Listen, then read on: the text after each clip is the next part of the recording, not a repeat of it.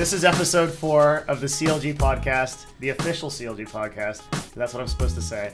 I'm Devin Nash, CEO of Counterwatch Gaming. Brian, otherwise known as iShiny, master Overwatch player, and master of rectangles, and now circles, or like spheres. Domes. Yes, domes. Yes. Let's explain that. I mean, it's more of a sphere, but most people just see the dome because half of the dome goes underground. But if you're like way up in the air and you make it, it's just a giant sphere that falls to the ground. Is it actually? Yeah. Yeah, for Winston? Cool. Mm-hmm. So Winston and Reinhardt are still your mains right now? Yep. Yeah? They'll probably be like the only heroes I really have to play for a long time. Like the meta would really have to evolve. Why is that? Into something new. They're both just like required in the two types of team compositions that are in the game. Being like a slower comp with Reinhardt or like a dive comp with Winston. I don't know. Meta can be weird. Some teams have tried having their main tank play D.Va, and they just haven't been as successful as all the teams that run their main tank on Reinhardt or Winston. So. Shields matter. Yeah. That's the thing. Shields matter, and pressure as well. Did Symmetra ever get to the point where she could actually be used in a comp? Like, is she viable now? She's hyper situational. Yeah. Like for 2 CP maps. What's a 2 CP map? Hanamura Volskaya Industries. What does it mean? Temple of Anubis. 2 CP is like an acronym for 2 checkpoints. Oh, okay. Points. Yeah, I don't know the lingo. Yeah, I guess the official term is assault. Got it. But it's like you have to capture 1 point and then you have to capture the second point. Got it. Okay. You change sides. Okay, before we get like super deep into the Overwatch meta, which I'm sure we'll go to. So I guess we'll start with like how you came to be. Yeah, and like where you started as a professional, or I'm actually particularly interested in your history as a gamer because I don't know it, and maybe we'll start there. Gotcha. Yeah. I mean, the history of me being me, I guess, started probably in like 1985. Is that my mom and my dad were. Yeah. No, I was born in Japan, like I was talking to you about earlier. Offshot, yeah. Which is awesome. I just found that out. I was born on a U.S. military base, so I'm still like solely U.S. citizen. To my Korean mom and my Irish ancestry dad, and moved to Washington State and grew up. My brother and I, we lived like in apartments near our elementary school for a while, and then my parents like evolved and they wanted to get more in touch with nature and they wanted to get their own place, and so we were living in a town called Vancouver, Washington. Yeah, of course. And they decided to move to... They're house hunting for a while. Oh, man. I remember being a kid and after school, like, you just want to go home. You just want to, like, play video games because we had, like, a PS1. And we'd play games like Star Gladiator and all of the older games like Crash Bandicoot and such, and Spyro. And instead of going home and playing video games, we would get in the car and we'd go looking at houses. And my brother and I, being small children, absolutely hated it. It was horrible because we'd just like sit in the car. They'd go like look at the house. And we're just chilling in the car, probably fighting because this is before you had handhelds of any kind of substance too. So you couldn't do like these days we have like DSs. You can just play Fire Emblem or something and you're good. No, exactly. And so my brother and I would just fight in the car until we got home because we're just stuck. We have nothing else to do. You might as well fight people. Yeah. Might as well just bug each other until someone gets mad. But yeah, eventually they settled for a house up in the mountains in Woodland, which was like 40 minutes north of Vancouver. So we were in the middle of a forest on the foothills of Mount St. Helens and like away from civilization. And wow. We grew up there. It was like a lot of land. It was a really cool place to grow up. Like nice view of the Columbia River and like the farmlands way below. But the trade-off was that we were pretty isolated from our friends because all of our friends were still in Vancouver. And my brother and I were still going to school in Vancouver because of something called the Challenge Program, which was like an elementary school into middle school, like advanced program for like education. and the schools that provided it were only in Vancouver. So Okay. while we're living in Woodland, we went to school in Vancouver, which is a 40-minute drive, meaning like all of our friends are still there. Yeah. And so when we're at home, it's like, well, we can't go out and play with our friends. We can't like go hang out in the neighborhood. We live in the middle of a forest in the mountains. So we resorted to playing video games instead. Resorted to. It was just a better pastime. I mean, also, I guess it helps that we were in Washington State and it was always raining outside. So Yeah. there wasn't really the excuse. For 9 of the months, there was an excuse where it was like, you should go outside and play. It's like, well, it's raining. Yeah. And I really don't want to. So my brother and I, under the conditions of our parents that we got straight A's and we're playing a sport, which was soccer, we could play as much video games as we want. And so come around to, I'd say a month after the Xbox 360 was released. It was our birthdays. My brother is born 1 day and 3 years earlier than me. Okay. So he's July 21st, I'm July 22nd, but he's 3 years older. Got it. So we had shared birthdays, and so we got an Xbox 360, and we also got an upgraded computer. So this resorted in like pretty much gaming. one console each. Oh, I see. Okay. And my brother, being the older brother, decided that he really liked World of Warcraft and that into Guild Wars, and I always wanted to try them, but him being the older brother wouldn't let me. Owned it, yeah. And so he took over the PC, and I just like couldn't get into PC gaming, so I resorted to playing the Xbox. And oh man, actually, super funny story. So we had a friend before we got our own Xbox 360. We had a friend that had an Xbox, and they were like family friends, and they had kids. I wasn't a huge fan of their kids. Okay, why not? Because of this story. Okay. Was he had an Xbox and he had Halo 2, and I was like, I don't know, 8-9 years old, and they had a system where like you would trade off when someone dies in the game, and I had never played Halo before, so him and my brother were doing the campaign, and 2 people can play in the campaign at once, and so they'd play, and then when one of them died, like after an hour, like I got to play. Yeah. And then like I had no idea what I was doing. I would die in like 2 Instantly, minutes. yeah. 2 minutes, and they'd take the controller back and be going for like another hour, 2 hours. And so I hated Xbox. I hated Halo. And like when I finally got the Xbox 360, I was like, you know what? I'm giving this another go. Now that like I can just play as much as I want. Got Halo 2. Was really bad at it. When Halo 3 came out, I got it, and I played a ton. I was like one of those squeakers on Xbox. That's what we were called. We're squeakers. And when I was 12 years old was when I hit max rank in the game. I was rank 50 in every single queue except for Squad Battle and MLG. I had a 46 and a 49. It's like the same thing as being like Challenger on League. Were you one of those people that was like rampaging, flaming people on Xbox, but you were 12 years old? Is that what you're saying? Like the classic I was troll. very good.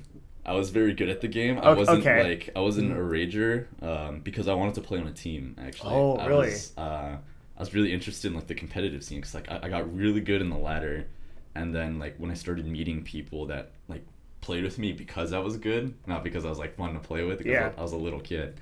I kind of matured at a more rapid rate. So in conjunction with my brother being older and like playing games with me, teaching me like the way to act. I was also playing with people like I want to be on a team with them, so I can't be annoying. I can't like annoy them and be like a 12-year-old kid essentially.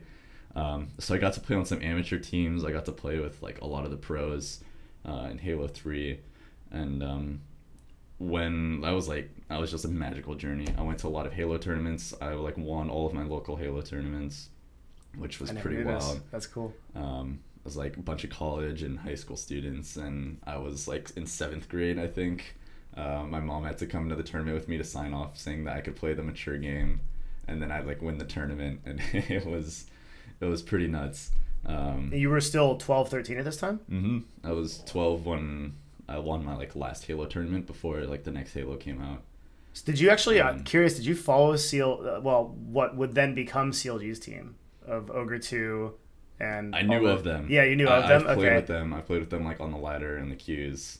But I didn't like follow that like full esports journey. Yeah, it wasn't there yet. The scene was like pretty non-existent. Yeah. Still. That was like CRT monitors and like Yeah. people in a basement playing for like $50. Yeah, Exactly. Those were the days, though. It was pretty wild. Then new Halo came out. Yeah. Halo ODST and Halo Reach. Wasn't a fan. I didn't like it. I was like, oh, I like this old school style. Like, this was it. Halo's ruined now. Moved on to Call of Duty. Fared very well in Call of Duty. Did like the game battle stuff. Climbed really high up on the ladder. Did pretty well. Didn't really take it seriously though. It was just like a pastime. It was just super fun. What was the difference? Like, why did you get so into Halo but not into COD? There was a quantifiable ranking system in Halo 3. Okay. So there was like your level, like you got experience for playing, but there was also a rank. There was in COD as well, right? There was a leaderboard.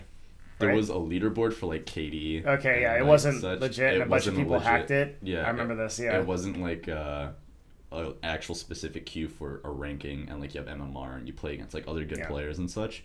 That's it was true. just like all of your ranking is online, like third-party websites that like held small tournaments, and you put teams together. Man, Halo was ahead of its time. Halo was very ahead of its time. I actually didn't realize that. They had a full leaderboard system, MMR. They had like matchmaking way before anybody else did. Matchmaking, they had the Forge, they had Spectator Theater mode. Yeah, they had the Forge. That's right. That's true. Yeah. Very early on. Halo 3 was way ahead of its time. Yeah. Like, that's where I hope Overwatch like gets to. Yeah, like even though it's like 15 years ago. Yeah. Have like a replay system. Have like map editable. The Forge was awesome. Yeah, you could actually make like movies in it. You could make like short films and stuff. Exactly. You could do all kinds of stuff. That's when Machinima was thriving. It was really? pretty wild. Yeah, it was like all of the like Halo shorts. They're doing content, or people make like TV shows completely within the game. It was pretty wild. Yeah, we don't have any games like that. No. Like I'm trying to think of Warcraft 3, like all over on the RTS side, was a little bit like that. Starcraft had sort of custom game modes, but nothing quite like the Fort. And what's so crazy is that was on a console. That's what's nuts. It's like that, like a device that has traditionally less functionality. It had way more ability to do stuff. Yeah, I don't even think future versions of Halo necessarily upgraded on that. It's just that the community was lost for the most part. Halo 3 was when I think the Halo community was thriving at its like peak. I know that I could like log on after school and there'd be like 8 to 9 custom game lobbies that my friends were in that I could like join and play like zombies or some of the hilarious Forge custom game modes, and they would just always be going. You'd meet new people every day. You'd like meet friends, old acquaintances. You'd be like, oh man, I remember playing with this guy like 2 weeks ago. He's really good. Yeah. Or like he's really good at this custom game, or like this guy's hilarious. And like the community was just super internal. It was really just like well-rounded. Everyone was just there to have a blast. I think that kind of died out going into Reach. And then onto like Halo 4, Halo 5. It was kind of just like completely lost. Is that because the game quality declined, or like each successive release wasn't as good, or what happened? It's hard to say. Like Halo Reach technically had more functionality. The Forge system was completely upgraded. But I think a part of it was that it was so refined that it made it not as fun. So like with Halo 3, the way to get like insane Forge capabilities was you had to do like really nutty glitches. I forged all the time, and like one of the glitches, so in the earlier maps before the first DLC came out, you could only place items on the map, and like they'd be like movable items, so like crates and explosives, you could like punch them and push them around. It wasn't until a map called Foundry came out where you could actually put like permanent placements, like fixtures, things that can't be moved. And then that got even upgraded further when people found clipping glitches, where basically you like hold on to a box, and then you'd like double tap it and hit start at the same, like let go and grab it while hitting start at the same time, and then you'd like save the map and then load it in, and then when you load it in, you'd still be holding onto the box, and it could go like through the ground. You could like put it in the ceiling and it would just like clip through, and so you could like twist it and have just like a pyramid of like the box coming out of the ground, and then you like place it, save the map, or you like hold it there, save the map with the box there, let go, like load it back in, and it would like permanently just be like clipped into the ground like that. And so I was like loading into a custom game and seeing like a map you've never seen before. It's like, whoa, how did they even do this? Like, this is insane. I must have taken like 20 hours to make this, of just like clipping like one item at a time. Wow. It just like made the community really wild. It was like everyone had like these god tier creations that people would be like, whoa, like I want to play on that. Yeah. There's like, does somebody have this one map saved? Like someone has to try this map. Or I would always like save the best things that I would find, and I'd be like, yo, give me the leader of the custom game, and I want to like show all 16 of you like this wild thing you've never seen before. So community was just really tight knit. I don't know what really happened into Halo Reach and Halo 4, just because I kind of dropped off of the community. So what happened to you after that? Like where did you go after Halo 3? Did the Call of Duty thing. Yeah. Wasn't a huge fan. Wasn't seeing like the competitive scene going anywhere, and I couldn't really get into it. So that is when I was going into my sophomore year of high school, and my brother, technically, I was going from middle school to high school, actually, is when I first tried a PC game, because my brother got really into Xbox at this time. Yeah, we like swapped. He really liked Soul Calibur 4 and got like really high up on the leaderboards on Soul Calibur 4. Yeah. He was very good at that game. And I switched, and all my friends got Starcraft II when it got released. And so I was like, all right, I'll try this game. All of my like best friends from middle school were getting Starcraft II. I was like, I gotta try it. First day I got it, there was a friend that I would always beat on Halo 3 and Call of Duty, and he's like, hey, like, I'm glad you finally got this game, like, let's play. And so he set up like a 1v1 lobby. He played Protoss, and I was playing Terran, and he just like went straight Dark Templars, and I just had no idea like what was going on. What is even going on? How do I build a unit that even counters this? Yeah. He just like killed my entire base, and he just like kept beating me over and over, and I was like having the absolute time of his life. Because he beat him on Halo for all this year. Yeah. And so this like kind of peeved me, like lit a spark inside, and I just like grinded the 1v1 ladder until I hit Diamond. And then I played him in a 1v1 and like blew him out of the water. Who did you what race did you play? I was a Zerg player. I was a Master Zerg, dude. Yes. Yeah, that's awesome. Let's go. I played so much Starcraft 2. It is, I think the ladder anxiety on Starcraft 2 was stronger than any game I've ever played. Because I never stopped getting scared of playing on the ladder 1v1. Absolutely. You know why? Because it's like, unlike Overwatch or like a lot of the other esports, if you lose on Starcraft, it is all your fault. There's nothing you can do. 100%. Like, you can try, like, a lot of people, they try to blame the cheese, and they're like, oh, you know, cannon rush. It's a legit strat. Like, it's balanced against everything. Like, the devs have looked at it. Like, if you just lose, you just suck. You just got to deal with it. No, exactly. You just have to, like, open with the safer strategy. Yeah. So, hit Diamond Season 1, and then hit Diamond in, like, 2v2, 3v3, 4v4, and then, like, played him in a 1v1. Absolutely massacred him. He quit StarCraft after that. Savage. Yeah. And then I got really into all the custom games. I was like, the ladder got really difficult. I like couldn't climb anymore. I was really struggling. I hit like a peak. And so I got really into the custom games. I was playing like Runling and a bunch of just like hilarious games that are super fun to play. And then I got into one called Sodus, aka Storm of the Imperial Sanctum. Oh, I heard about that. I never played it, actually. It was like it was a MOBA. Yeah, pretty much. StarCraft. And my friends and I just like really enjoyed it, and I was horrible. I was like absolutely horrendous. But there was something. I believe it was a Mumble server. I believe that's what it was called for that community. But it was like I saw an advertisement on like the loading screen. I was like, "Hey, join our competitive Mumble community," and I like joined it.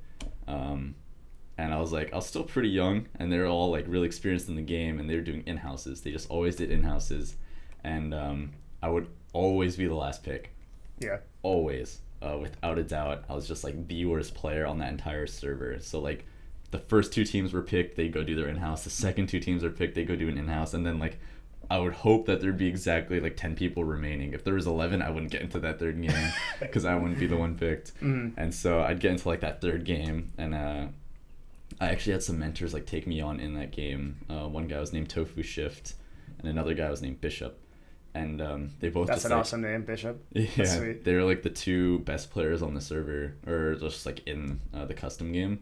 And they like would pick me on their team, like first pick in like the tier 1 in-house games, and they would just coach me. Like we'd get massacred, like because I would suck. Yeah. But they just like taught me until I got pretty solid at the game.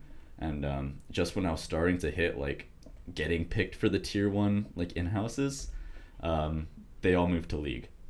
And so I was like, what is this League game? And apparently they had like already been playing it. They were all above like 1800 ELO season 1 players, and they like brought me into their in-houses on League when I was like a level 1, just made my account, and they coached me from like level 1 all the way to level 30 into ranked.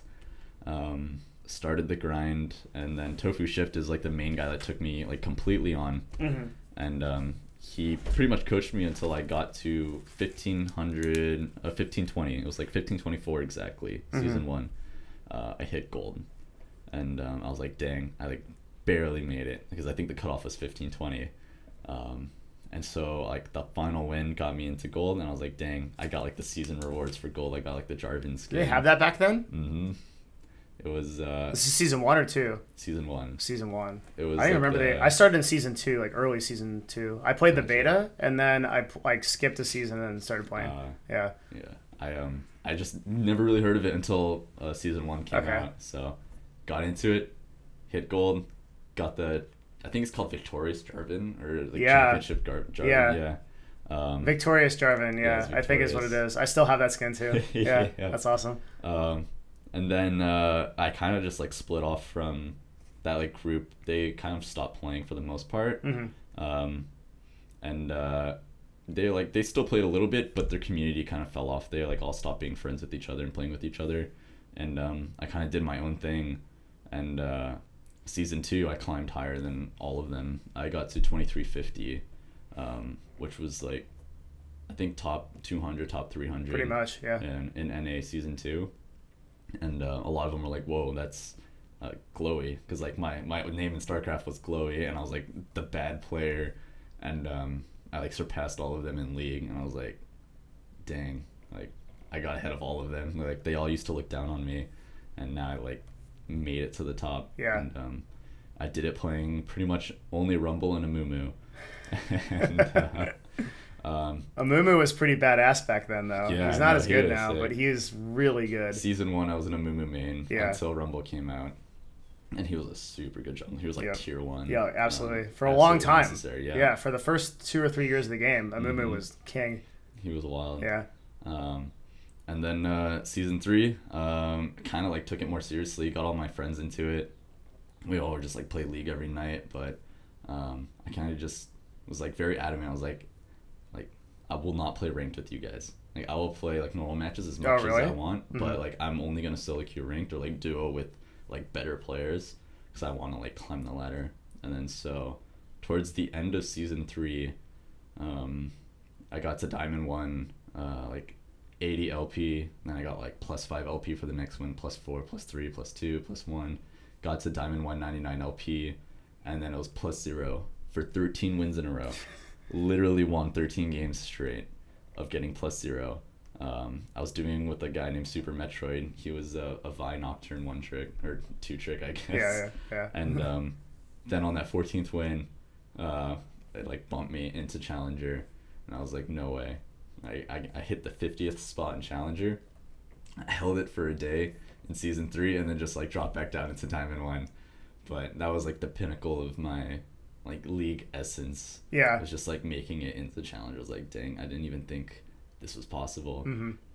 It's like everyone had such a big head start, and didn't think like I could break all the way into it. And then that was about the time I was graduating high school, and that summer I was like, you know what, I think I'm going to contemplate pursuing pro. Pro what? Pro League? Pro League. Yeah. And so the options I had going into the summer of my junior to senior year was to pursue soccer, to pursue gaming. So after like halfway through my senior year of school, I was contacted by the University of Washington like league team at the time. They won the Collegiate Nationals. They were losing their top laner, iShiny, and they found out that I was going to contemplate going to UW. And so I was like, this could be possible. Like I could get my college paid for it. Like that'd be wild. That was actually a thing at UW back then? How long ago was this at this point? Well, actually, it's not that long ago. The year before my freshman year. So I was a senior in high school. Okay. When, they're very progressive. That's crazy. Mm-hmm. Yeah. And so they just had their team, and I was contemplating soccer scholarships at the time. My number one option fell through. I didn't get into Stanford, and I didn't get on their soccer team. And then I had a verbal commitment for getting on the MIT soccer team. But the coach moved to Washington and Lee College 2 weeks before admissions. Mm-hmm. And then so I like lost my into MIT, didn't get in on grades alone. And so I was like, you know what? I don't want to play soccer at like any of these other schools I got scholarships to. Like, it just wouldn't be fun for me. I wanted to play for like one of these two teams, and like if not, I'd rather just do academics. And so I was like, well, gaming was always a passion. Contemplated going pro, so I'm just gonna go to UW and play on the college team. And then so over the summer, I played League all day. My parents' house. So when I hit Challenger, I was actually playing on about 140 ping. Wow. Because we lived up in the mountains, and Internet's not that great. And yeah. It was pretty rough, and so my friend let me move into his basement, and so I only played League in his basement for about 3 months straight, between the end of high school and before college started at UW. Yeah. And I just played all day, every day. It was like on that grind. Got on a team, an amateur team, and we qualified for like the like Challenger tournament. You have to be like top 16 on the 5v5 Challenger ladder, or something, and we qualified for it. And 3 members of our 5-man roster didn't want to do it because they were like dads that had kids, and they actually like didn't want to play pro or Challenger series.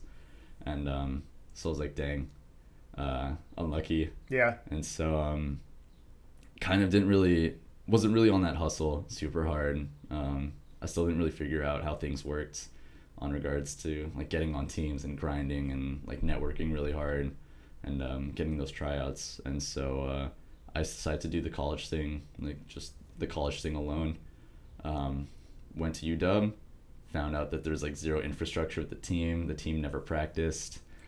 They won the tournament purely on like mechanical skill the year before. Mm-hmm. And it was also the first iteration of the tournament, so there weren't like super organized teams. And then going into my year there as a freshman, like 5 of us were Challenger. Our entire team was Challenger. We like literally took 5 of the 200 spots on one college team, and they're like, yeah, we're good enough to just not practice. And I was like, okay, this isn't what I expected. I thought you guys had like more structure, because they just had a manager and the 5 players, and zero practice. It was 4 qualifier tournaments. The winner of each tournament got to like be in the top 16 teams, because there was like West, East, South, and North. Mm-hmm. And we were in the West region, which is the more difficult region, or the most difficult region. Yeah, it is. And so we lost the first qualifier tournament. It's like, all right, like fair enough, like UBC is really good. Lost the second qualifier tournament. It's like, guys, like this shouldn't be happening. Lost the third one, and then we lost the fourth one, and I was like, there's no way. Like, we lost to teams that had like diamonds on them, or like master players, and we're just like, how is this even possible? And I was just like, it's because they practice. Yeah. They like actually had structure, and so I had a huge falling out with those players and that manager, because I was really frustrated. I was really mad, actually, because I was like, I came here to play League. I came here to win, and it doesn't seem like you guys really care. I was like, I'll play with you guys again if you want to practice, like next year. Like, I'm totally down to do this next year. And they're like, yeah, like we'd be down maybe. And I was like, it's just not enough. It's just gonna be the exact same. It's just personalities that didn't really want to like push themselves.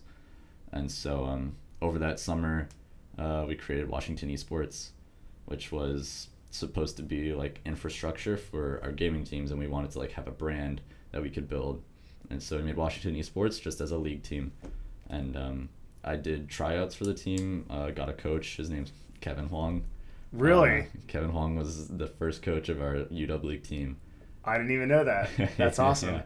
And then we started recruiting players, and we held tryouts for every single role. We had about 20 players try out, and it was commitment based. So like, even though those players tried out, I was like, I only want players that want to practice and like want to be like part of like this regiment, like have this be part of their college life, not just like play solo queue in your free time and then like, say you're on a League of Legends team. Yeah. Exactly. So we picked 5 committed players, And it wasn't like the absolute best mechanical players, but they were committed and they wanted to play.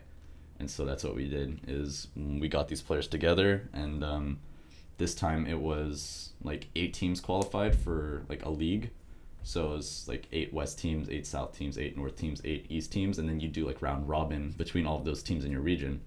And so we barely qualified for that top 8. We trained hard, we did super well, and then we just like barely got in. We got like that 8th spot because we kept hitting like the best teams during the qualifiers, and they kept knocking us out of qualifiers until we finally got into the last one.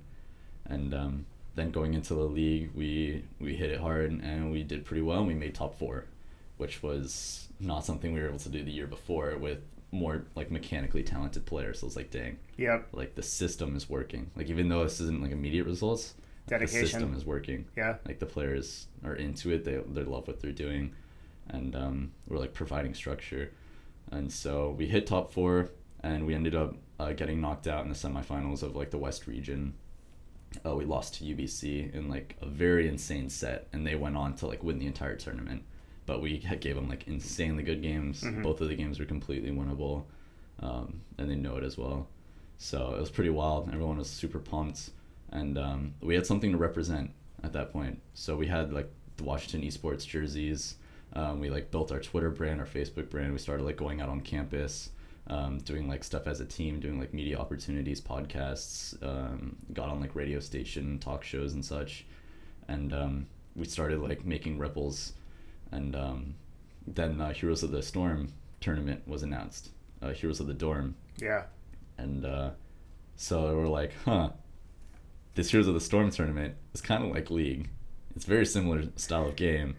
Plus, they're offering like 4 times as much money, yeah, as the League tournament was. So like League was like pretty much offering to pay 1 year of your college. Heroes of the Dorm was offering to pay the rest of your college. Yeah. And we're like, let's do this. Imported 3 of our players from our League team, including myself. So it was myself and the Teichman twins. We had twins, actually. They were a support and jungler, a challenger duo.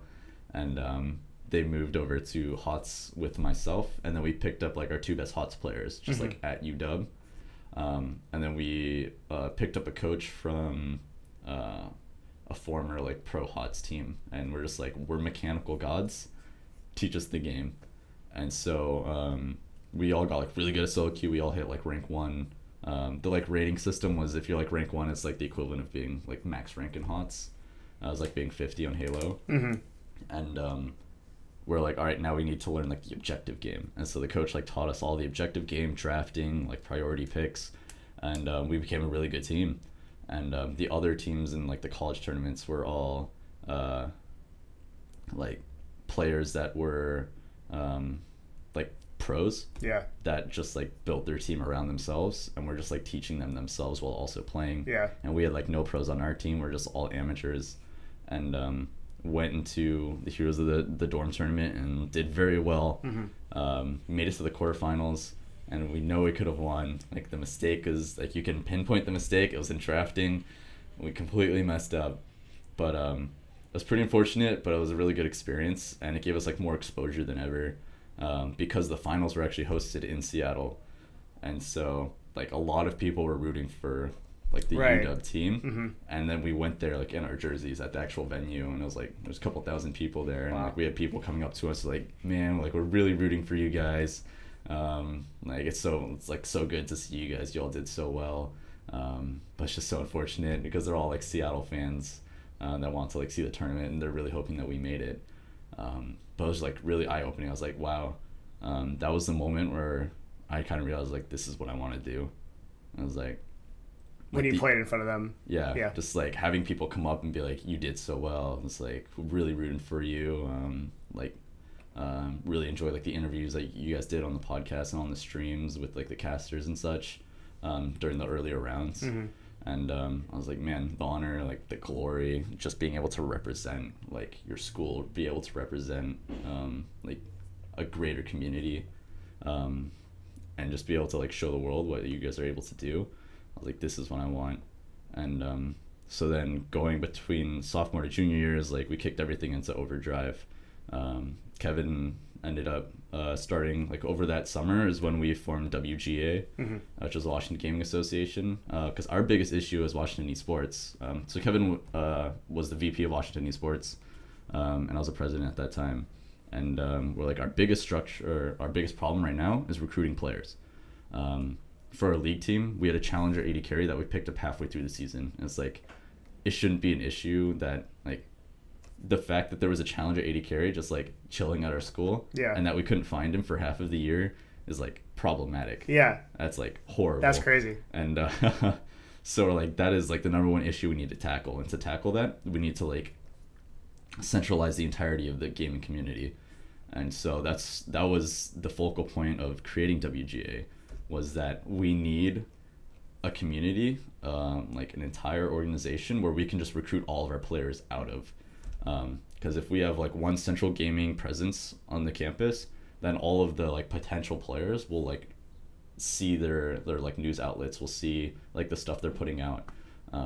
And then in conjunction with that, we needed to partner up with the Chinese Student Association, the Taiwanese Student Association, the Korean Student Association, to reach out to all the international students as well, because that AD carry was a part of the Chinese Student Association, and was like an international student, so he wasn't like super involved in like many of the clubs.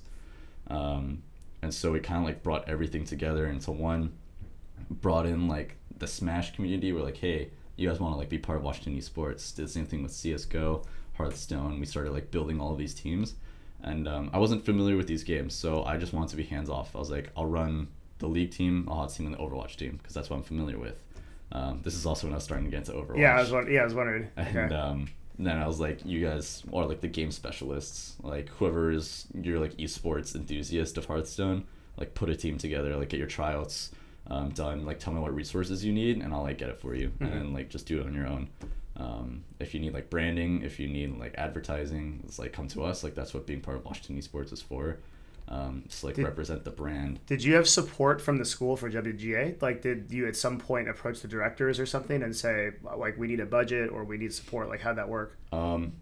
It was a very difficult process. Often is with bureaucracies, yeah. Yeah, the goal with Washington Esports, and by centralizing WGA and then forming an esports org that had like 8 teams across 8 different games, which covered like all the games that our school's interested in, was to then approach athletics.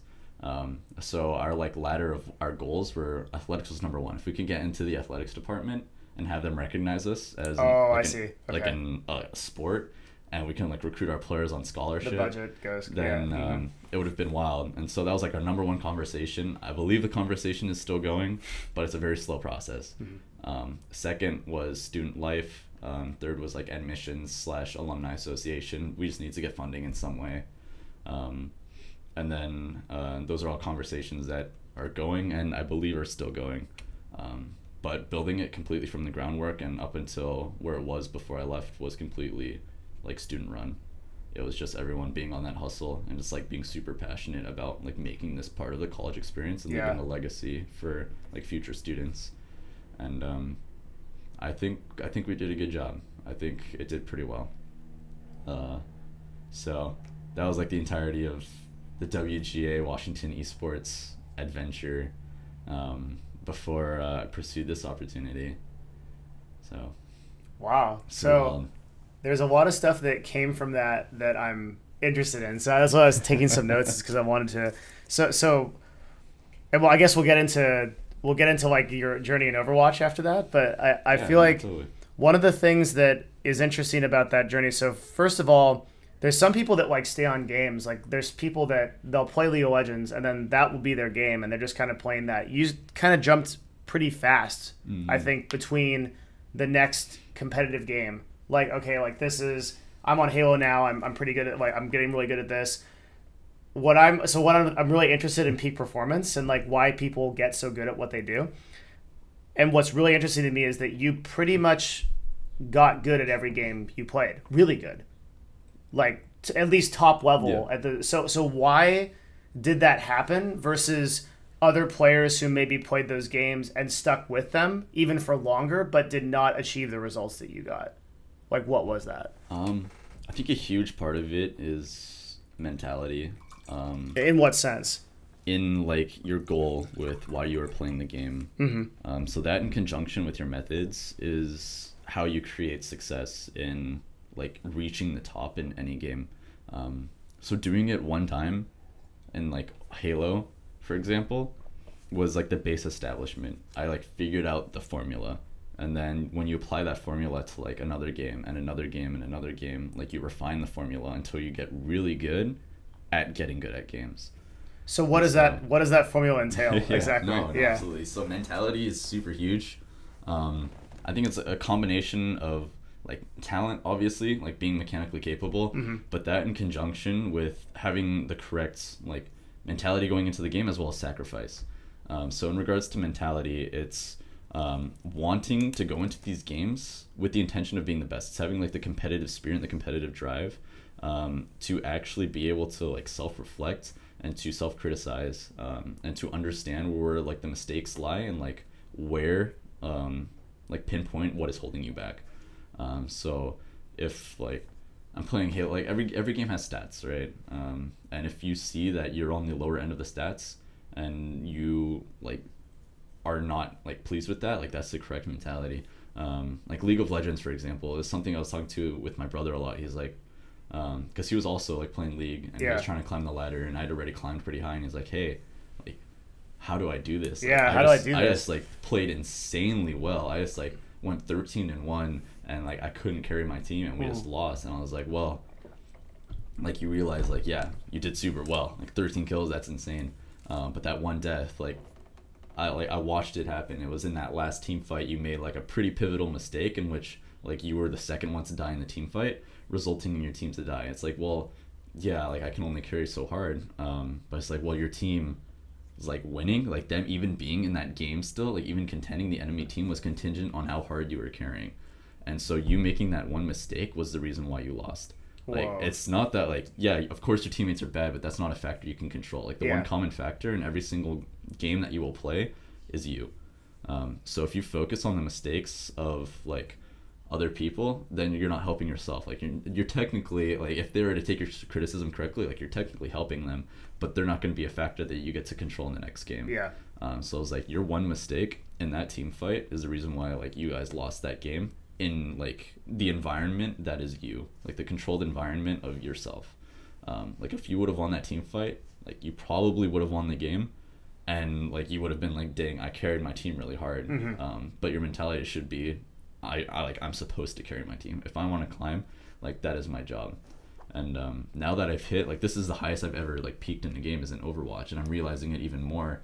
And it's like when you play solo queue, you see like pro players or even just like high ladder players, we get balanced with like lower level players in matchmaking. So it'll be like 2 top 500s and then 4 like masters / grandmasters. And like yelling at them is like the dumbest thing you can do. It like boggles my mind when you're like mad at them for their mistakes. It's like you were literally like a top 500, like you were literally like on their team to carry them. Like you can't expect them to play at the same level as you. Like it's your job to like carry that weight and to like balance it out by like coaching them and like teaching them, and like pretty much like when I have to play main tank, right, and that's not like the best carry role in solo queue, and the equivalent of that is that I have to shot call. So I like it's like playing Starcraft in Overwatch. I'm like telling all 6 of the players where they stand, where they have to be, like how to walk with me, how to like utilize their skills and rotation correctly with me, how to like use ultimates, positioning, like when people need to die, when people need to like clutch. It like requires you to do everything, and if you can like carry that mentality into every single game, like you will always improve. If you get complacent and you believe it's like, oh, I've peaked because like I'm having bad teammates, that's like, yeah, sometimes that's just the problem. Like sometimes you like you can play better, but like that game was just unwinnable. Like, no one's gonna have 100% win rate in any game. It's just the nature of competition. But if you're constantly like focusing on your mistakes, then like you'll constantly be on that improvement rise. And then how that comes in conjunction with sacrifice is you have to sacrifice like the time, as well as like what you want to do versus what you need to do. So I had a pretty internal conversation with myself when I got into competitive gaming. It's like, what do I prioritize, having fun or being the best? Well, for me, being the best is how I have the most fun. So as much as I love my friends, as much as like I just want to like derp around with them on Starcraft and on League and on Halo and Call of Duty, like I do it like in quick play sometimes in my free time, but outside of that, it's like, guys, like I respect you all, like you're all my best friends, but I think I am better off playing solo queue by myself. Like I will add the best player in my game and like try to learn from them, try to duo with them until I pass them, and then I find like the next best player, and I will like keep climbing that ladder. If they can keep up with me, then like they're totally welcome to. If they get better than me, then of course I'm gonna want to play with them. But until that happens, like I want to keep going up. Mm-hmm. And so like playing ranked, playing solo queue is always about like getting better. It's always about improving, climbing the ladder, because when you climb the ladder, you play against better players, and when you play against better players, you get better yourself. So I had to sacrifice like playing with my friends for the majority of my playtime in competitive. And then I had to make some big sacrifices with Overwatch, and that I moved into a house with my 9 best friends from high school and into college, and they pretty much didn't get to see me because I would practice. Like I would do all of the Washington Esports, the WGA stuff, the school stuff, the jobs, and then like my free time was spent practicing. And it's like, yeah, I'd really love to go down and play board games with you guys. I'd love to like watch TV or have like a dinner night with the house, but it's like that's what I'm sacrificing to achieve what my dreams are. And you knew that consciously? Mm-hmm. It was pretty rough, but it was like necessary in my mind. I was like, this is what I truly want, like to reach that peak, to make it pro. And if I'm going to achieve that, it's going to take sacrificing like the wants that I have, including personal wants. Like, how did you, this is going to sound weird. How did you have that maturity at that age?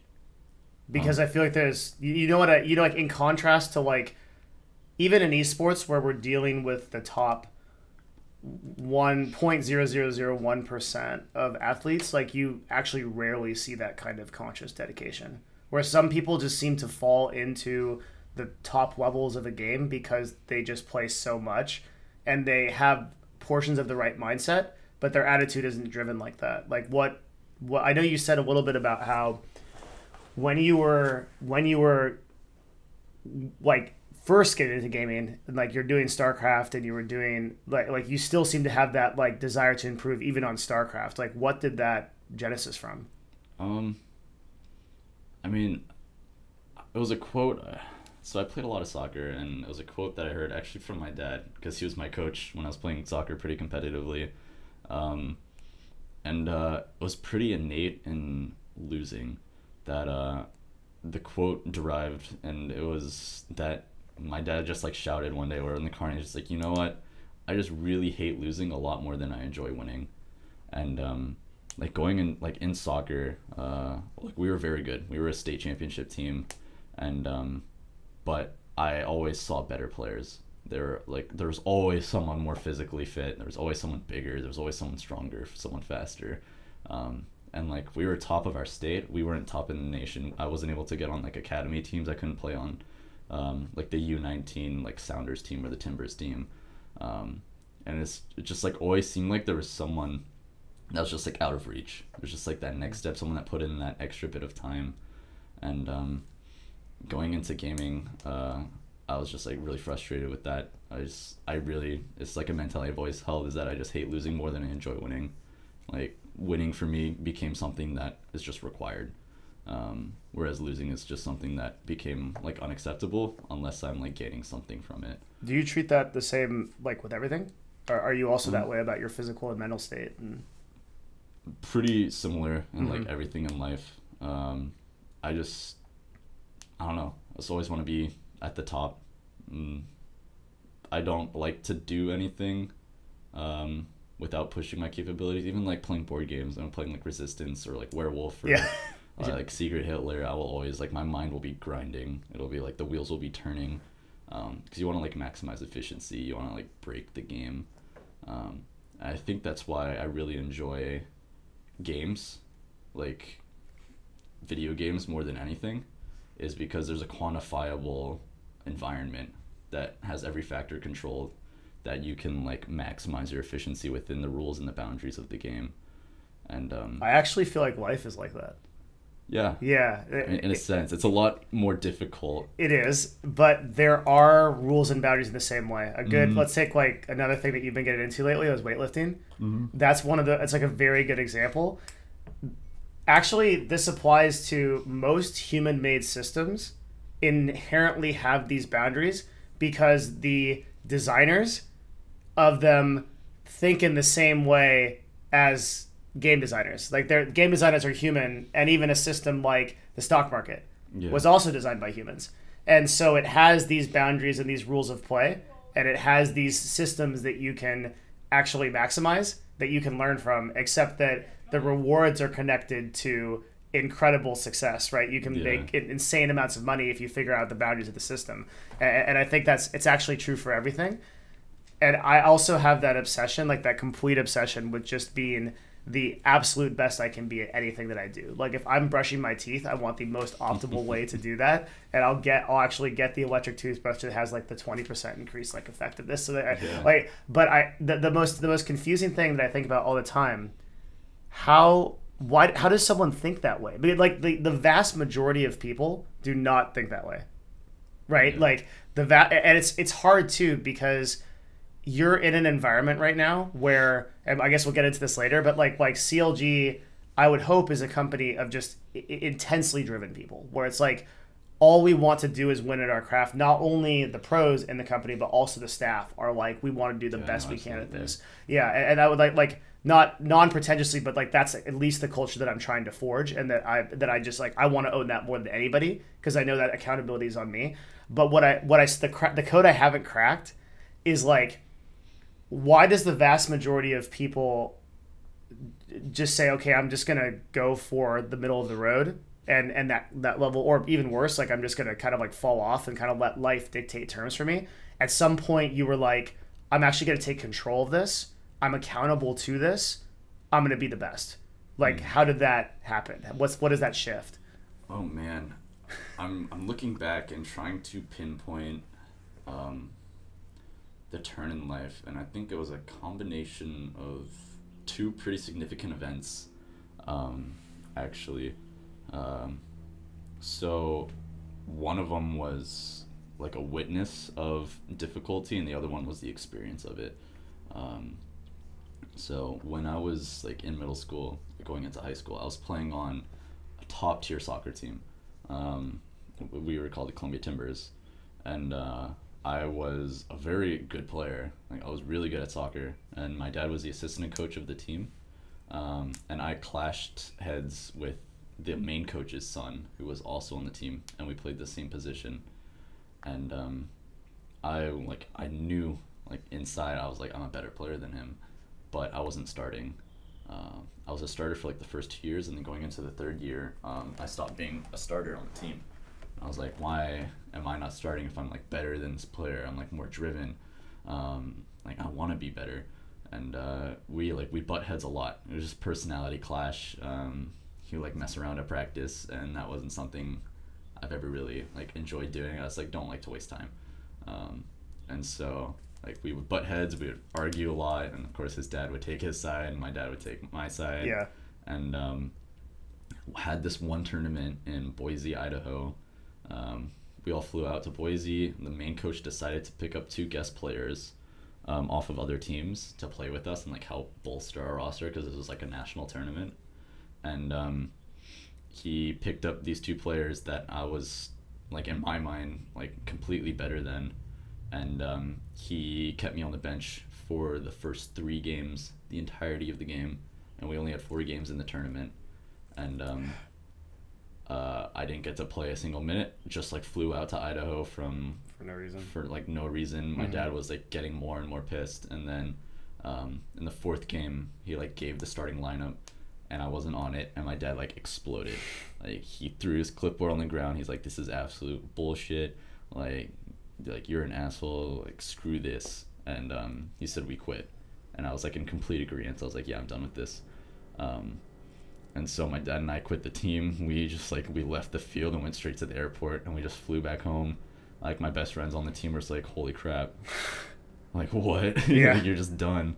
And so we just left, and about a month later, my dad started putting together a team with an organization called Salmon Creek.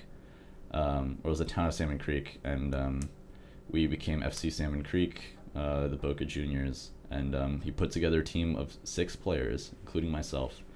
It was myself, 3 players that we like found at tryouts, and then 2 players that quit another team.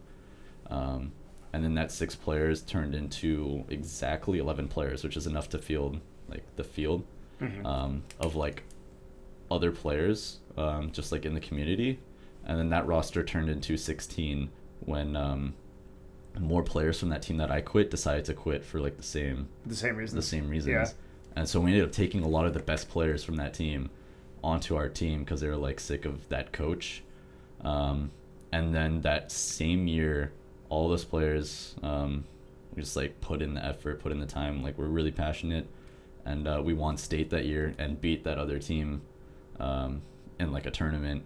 And it was like one of the best moments I've ever felt. It was like, you know what, like I'm better than this. Like I have potential, and like I don't need someone else to quantify my potential. How old were you at this time? I think I was 12. I was 12 or 13. Yeah, it was the same year I was playing a lot of Halo. Did it correspond across to your gameplay? Yeah, no, absolutely. That was also when I started taking Halo competitively, because I was really bad in Halo 2. I wasn't competitive in gaming at all. And then going into that next year, it was no longer I'm playing soccer because my dad wants me to play soccer. It was I'm playing soccer because I love soccer. It feels like love this. How much of this would you say came from your dad's attitude about approaching competition? Because it feels like even in your soccer career, you still had this fire a little bit. Yeah. Like you're building it, but I think a huge part of it is actually I would attribute to my dad. He's like one of my heroes, one of my like biggest inspirations.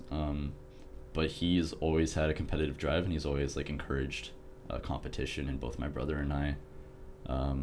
He was a professional ice climber and a mountain climber, and he played volleyball, beach volleyball semi-pro, and he was a semi-pro cross-country runner and cyclist. And so he just like really liked to be fit and active and just like compete with other people. So anytime my brother and I were like into it, he would just like nourish that. Yeah. And then so I guess like going in conjunction with that and like a different road was my brother was in a high school program called the International Baccalaureate Program, which is like a very difficult like high school academic route. And he was struggling in it, and as a result, like my parents like getting angry with him. And so going into high school, like I witnessed my brother like having many conversations and yelling fits with my parents about like the difficulty of like the classes, and how it was like a struggle and like getting good grades and such. And I was like, you know what, I never want to go through that. So I decided to do the exact same program, went to IAB, and then completely kind of cut off my parents from my academic life. And I was like, I don't want you guys to ever like dabble. Like you can look at my grades, but I don't want you helping me with anything. And I why don't did want you like why involved. did you make that decision? Because they got involved in my brother's academics. And you saw what happened. Yeah. As soon as like he started doing poorly, like they were on him about it. And so I was like, I want to do this on my own. I don't want you guys involved. I don't want you like yelling at me if I'm like performing poorly. And then I ended up just getting straight A's throughout the program.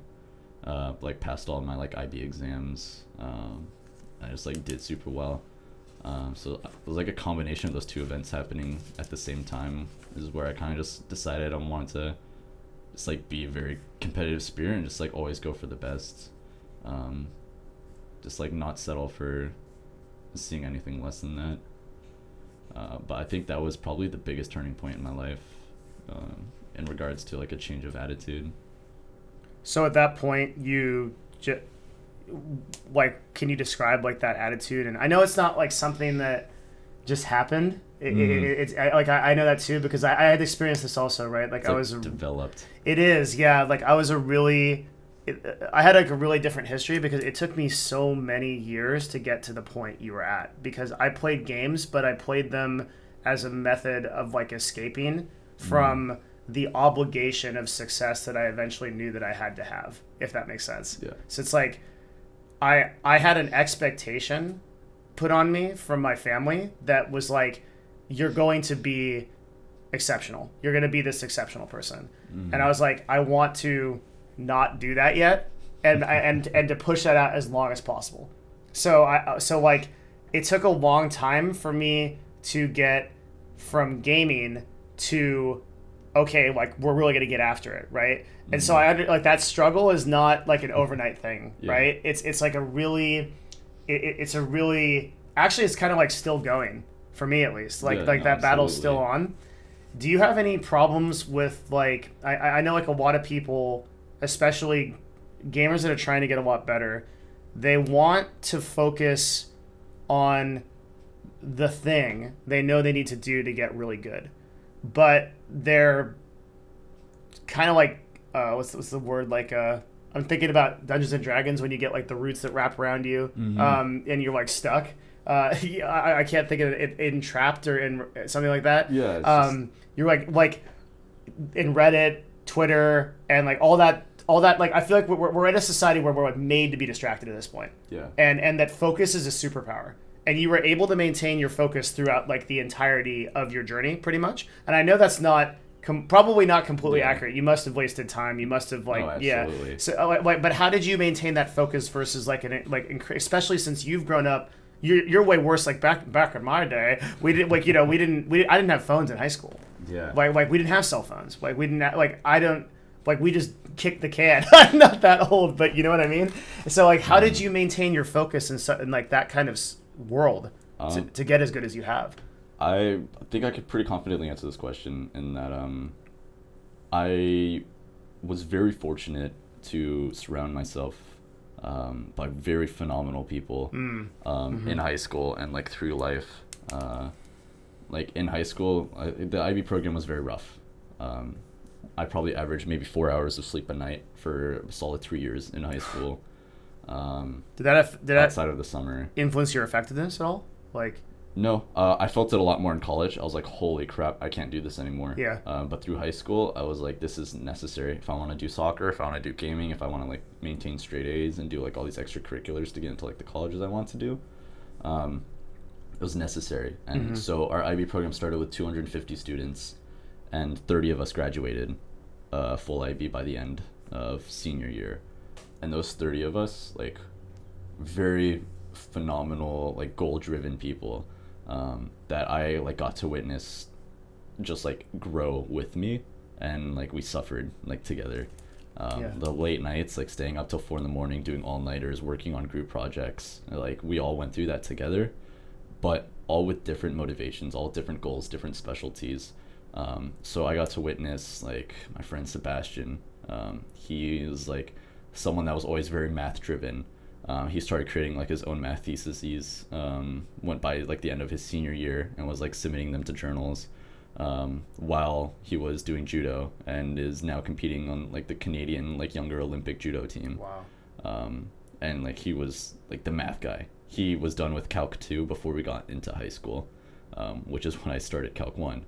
I was like, oh my goodness, like he was teaching, like he was the TA of our Calc 2 teacher in high school, and pretty much taught the class like his sophomore year, and everyone in the class was older than him. I was like that's his specialty, that's like his passion, his drive. There was a girl named Isabel who got like straight A's and then like would win the national science symposium.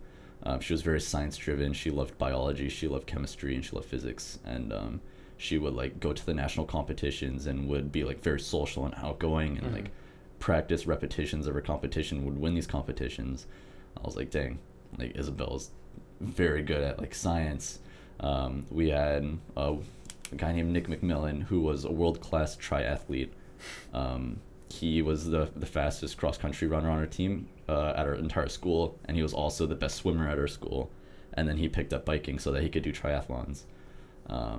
And he was just like this phenomenal athlete. All of these students, while like maintaining like perfect grades in the hardest like high school program that you can do. And it's like everybody had something they're really passionate about that they like specialized in, whether it was like tennis, track. Like 3 of us were on the soccer route. We had like gamers, we had video developers. people that like started YouTube channels and would do video editing like in their free time. And it's just like surrounding yourself by people that like have these drives, and like when you like are surrounded by them like hours upon hours every single day in Skype calls with them working on projects at night, you see what they're doing and you see what they're like going after, and that like pressures it not only pressures you but it motivates you to be like, wow, like what am I doing with my time when they're doing this with their time. Did you consciously surround yourself with those people, like actively? Like I need to find, because this is actually connects back to something that you were saying before, which is when you are in queues with League of Legends, or Overwatch even, you're constantly trying to find the person who's higher level so that you can attach to them until you either surpass them or they just take you all the way up. Yeah. So that seems that, were you doing this consciously in surrounding yourself with those people as well? I guess so. Yeah. I mean, I'd obviously like to think that we kind of like grouped each other out of like mutual drive. Yeah. So I was hoping that they were also trying to attach to me. Yeah, it's not just but you, no, right? definitely For sure. I think that I wanted to just surround myself with like the best of the best, because they like would set the bar that like I knew existed. Whoa, that's such a cool quote. Yeah. It's just then like once that was established, it's like, all right, that's where like I'm aiming for. And then it's like it's even more mind-boggling when you get to college and you see like a lot of the students that like are in our class, like they went to Stanford, they went to Harvard, and then like you see the students that you're compared to when you get to college, and it's like a whole new game.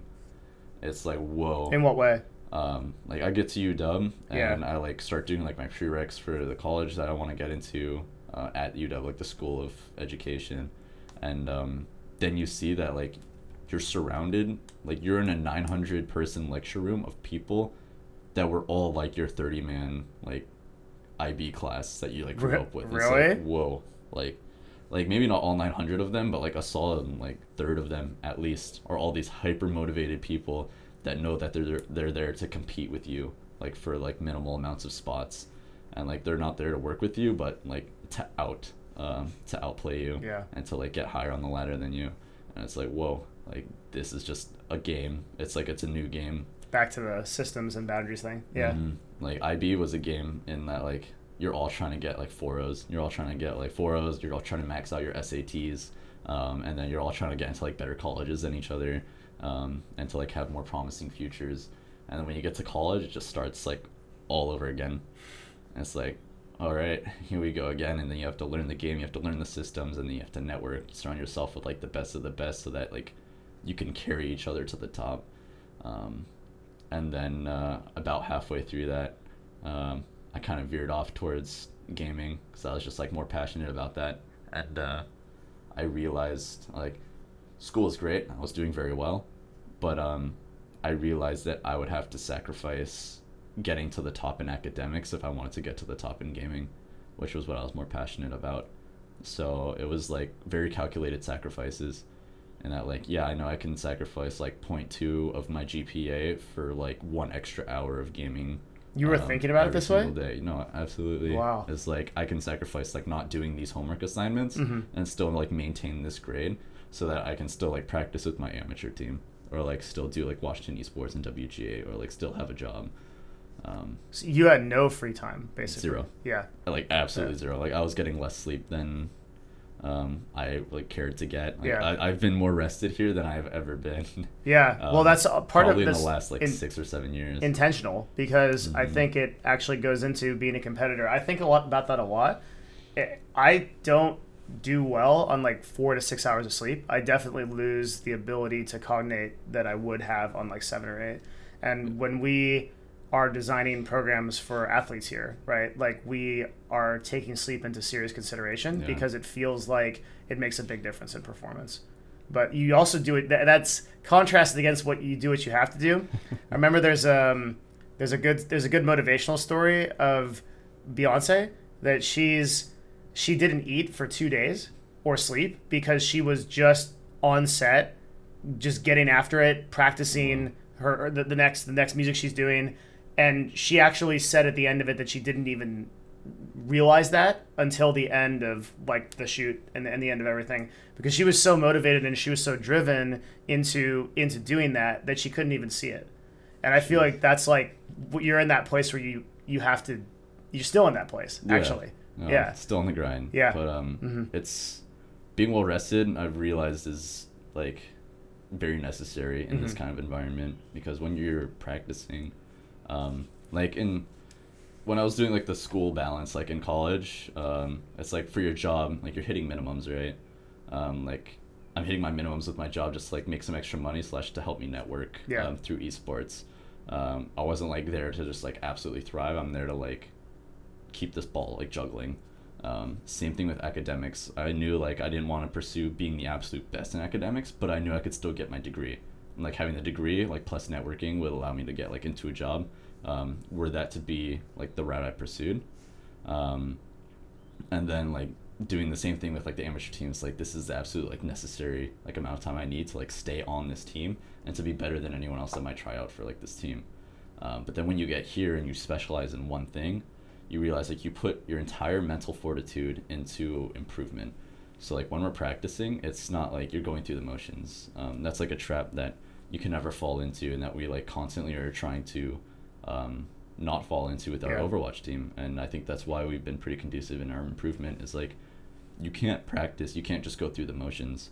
Like it's not acceptable in that if you're practicing and not everyone is playing at their mechanical peak, you're not practicing realistically.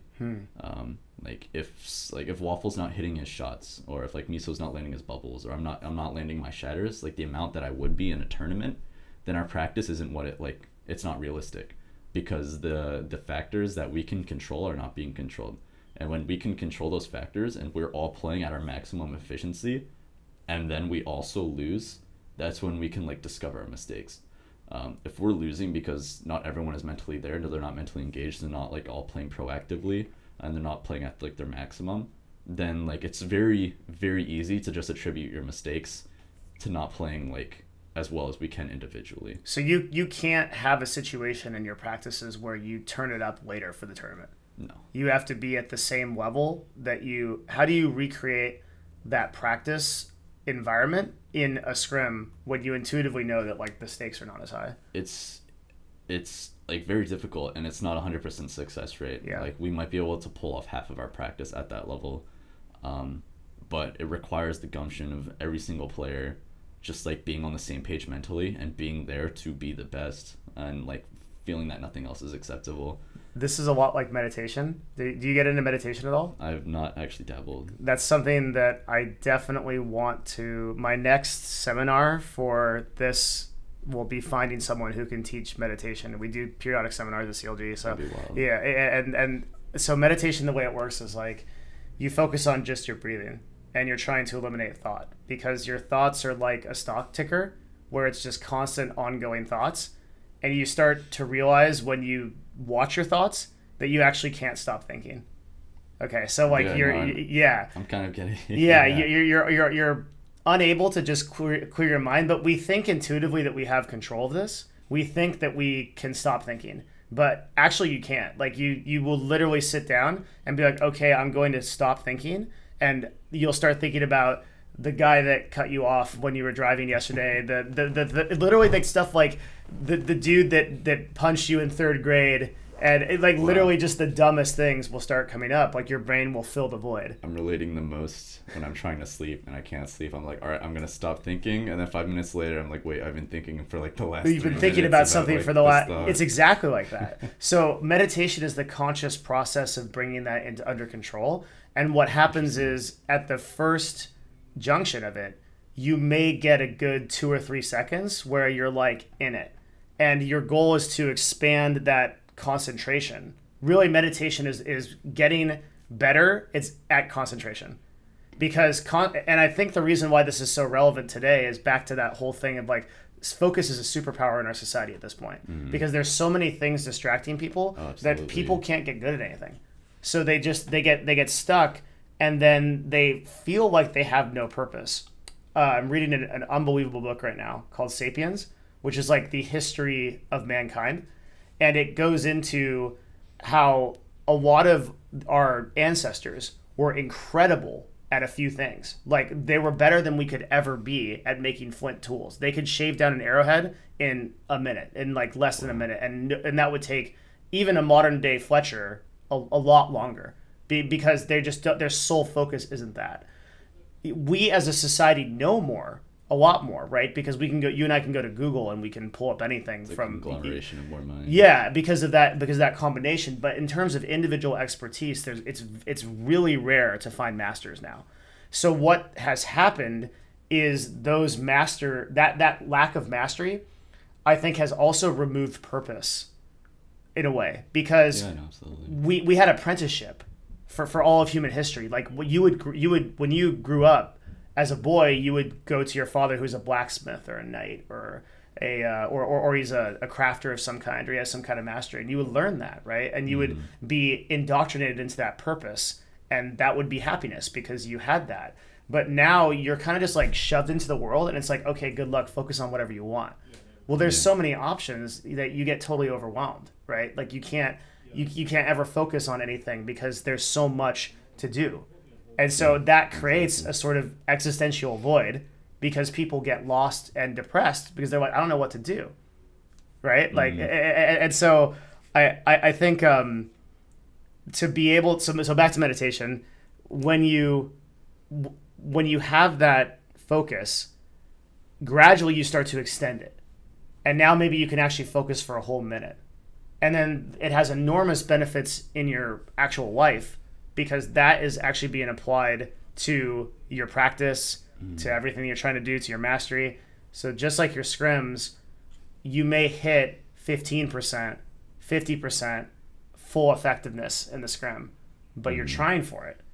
So it's a gradual improvement. And then you turn it up that much more in a tournament setting. Exactly. The most important thing out of everybody that I talk to about being a pro at anything is how do you take that energy of all those thousands and thousands of hours of practice and you're ready. Like a good example would be the UW talk, right, that I did when I was at UW with you. Yeah.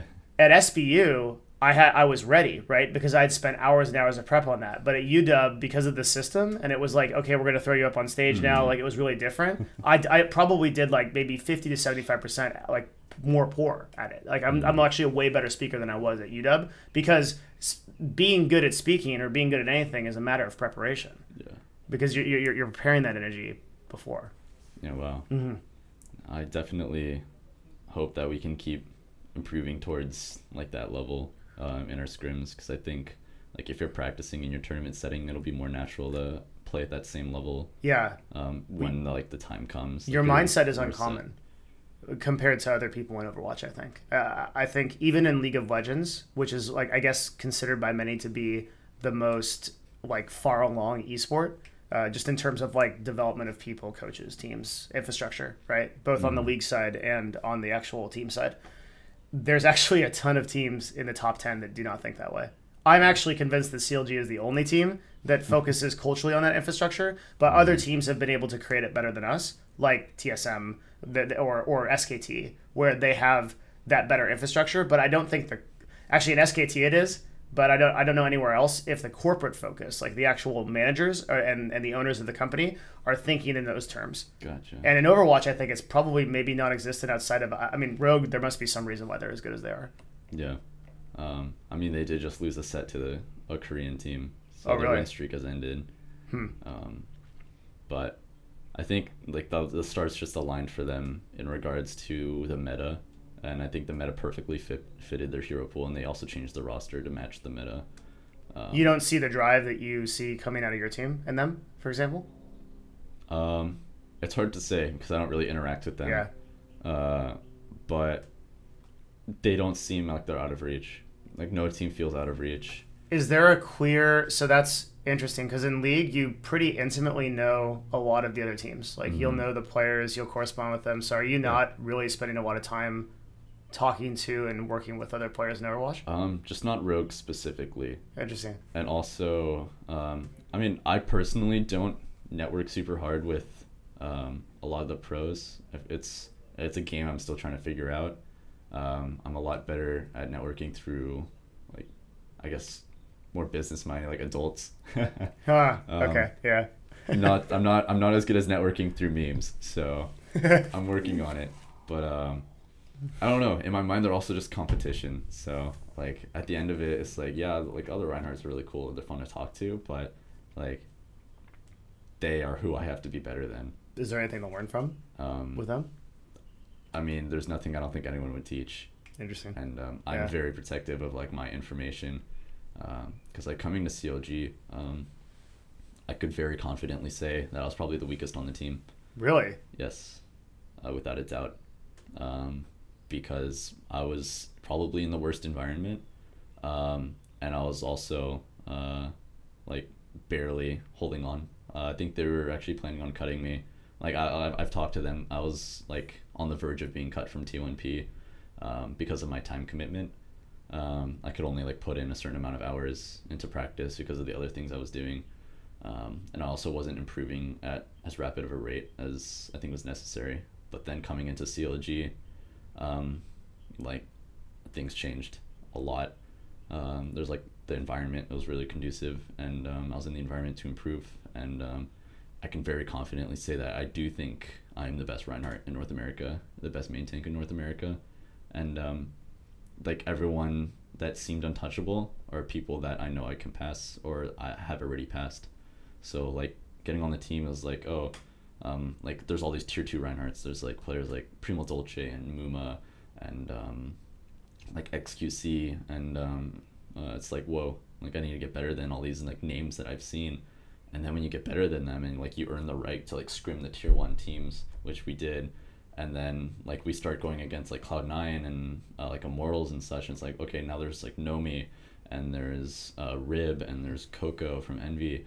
And then by the time I start playing them, I'm like, whoa, like I'm better. Like I'm outperforming them. I'm like, I've surpassed them. And it's like at that point where I was like, all right, like a lot of these players have been in since beta and they didn't have to like go through the struggles. And I think a huge part of improving as a main tank was that these main tanks that are on like the absolute top tier teams is they were surrounded by the best mechanical DPS players in the game. So when you look at like Envy or Cloud9, for example, they had like Reaver and Surefour and like Taimu and Harry Hook, etc. And these main tanks didn't have to compensate for the lack of mechanical skill of DPS because they had the best. Yeah. They just flat out had the best, and they just had to like keep them alive.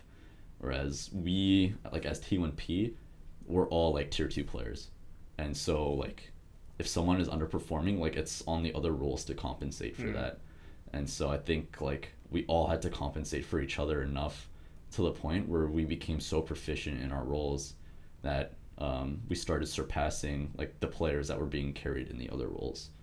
So when I started playing these Reinhardts that are used to just being padded by like their insane DPS players, as soon as our DPS players caught up to them, I was like, I'm gonna destroy you now. Like now that my DPS players are like on an even playing field with your DPS players. You had already been fighting to protect them. You didn't have the expectation of an incredible DPS behind you. You're like, yeah, that guy's got it. Yeah, I got it. You're like, no, I got to take care of everything. It's like our DPS players are just not at that level yet, so we have to compensate in other ways. We have to make plays from tank and from support.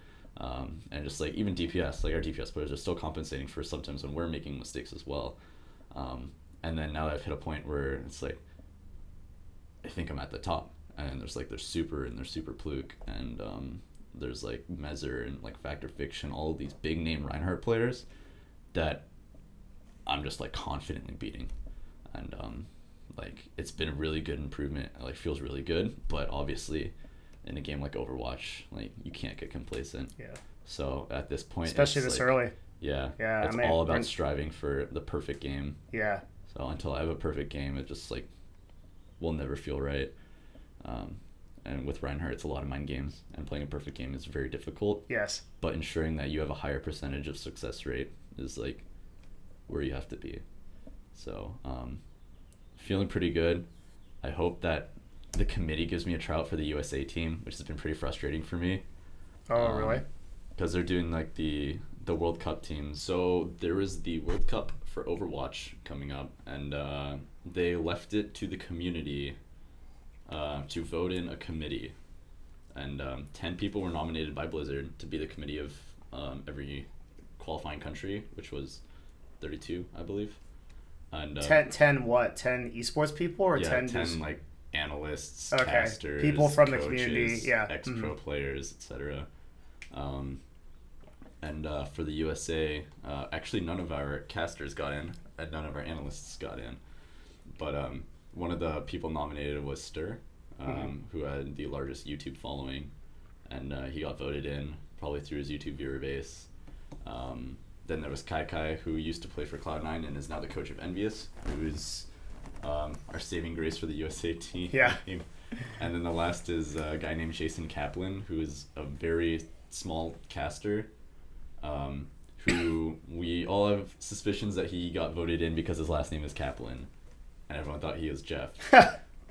Because he beat out Monte Cristo, Doa, Hexagrams, Flame, and like I still don't really know who he is. Yeah. But so they are doing 12-person tryouts of all the USA players. So two teams of 6, and they're just like scrimming each other, and they're like deciding based on that. And I unfortunately have not been invited to try out yet, which is relatively frustrating. The two main tanks that have been invited, from my knowledge, given that our up-and-coming player is one of the players that are trying out, is that Fact Fiction from FaZe Clan is trying out, as well as Super from LG Evil. What's the importance of this event? You get to play in the World Cup. That's what was the event at BlizzCon last year. Yeah. Same thing? Yep. Okay. Same thing. It's just. Will this also culminate at BlizzCon? I believe so. Yes. Yeah. Okay. I mean, I personally want to do it, like, 1 for publicity, 2, like, I want to represent USA, and 3 because like I think that I will give the USA the best chance. And so all it's good like reasons. I want us to win, and I know that we will do best if I am the main tank of the team. So it was just the most frustrating thing yesterday, because we had 2 scrim blocks, and we scrimmed LG Evil and FaZe Clan, which had the 2 Reinhardts that are getting to try out for the USA team right now. Yeah. And I have 4 hours of VODs of just destroying both of them. And it is so frustrating because I know I'm better than them, and I know I can outperform them. And it's just about like the committee recognizing. It's just like they're like older players. They've been in the pro scene for longer, and they've like shown more results. But we'll see. I hope I get an invite later down the line, because they've been like rotating players in and out. If I'm not mistaken, Mikado got invited to try out today. That's cool. So I'm really excited for him, yeah. For the Lucio role. But I did find out the other players that were invited to play or to try out, and like some of them aren't even on teams right now. It's really frustrating. They're like streamers / like solo queue stars. And it's like, that's pretty unfair when 0 players from CLG got invited to compete, and like 3 players from FaZe Clan did, and we're way above them right now. We beat them in tournaments. They're not even like getting invited to tournaments right now, but they invited half their team to try out. Brand is really important. Yeah. Especially when you've got some marketing person looking over it, and they're Absolutely. like, how do I get the most eyes on this? Which is probably what they're thinking about. I mean, I can't speak for them, but that's, yeah, you know, it's just my suspicion, like, coming from that world.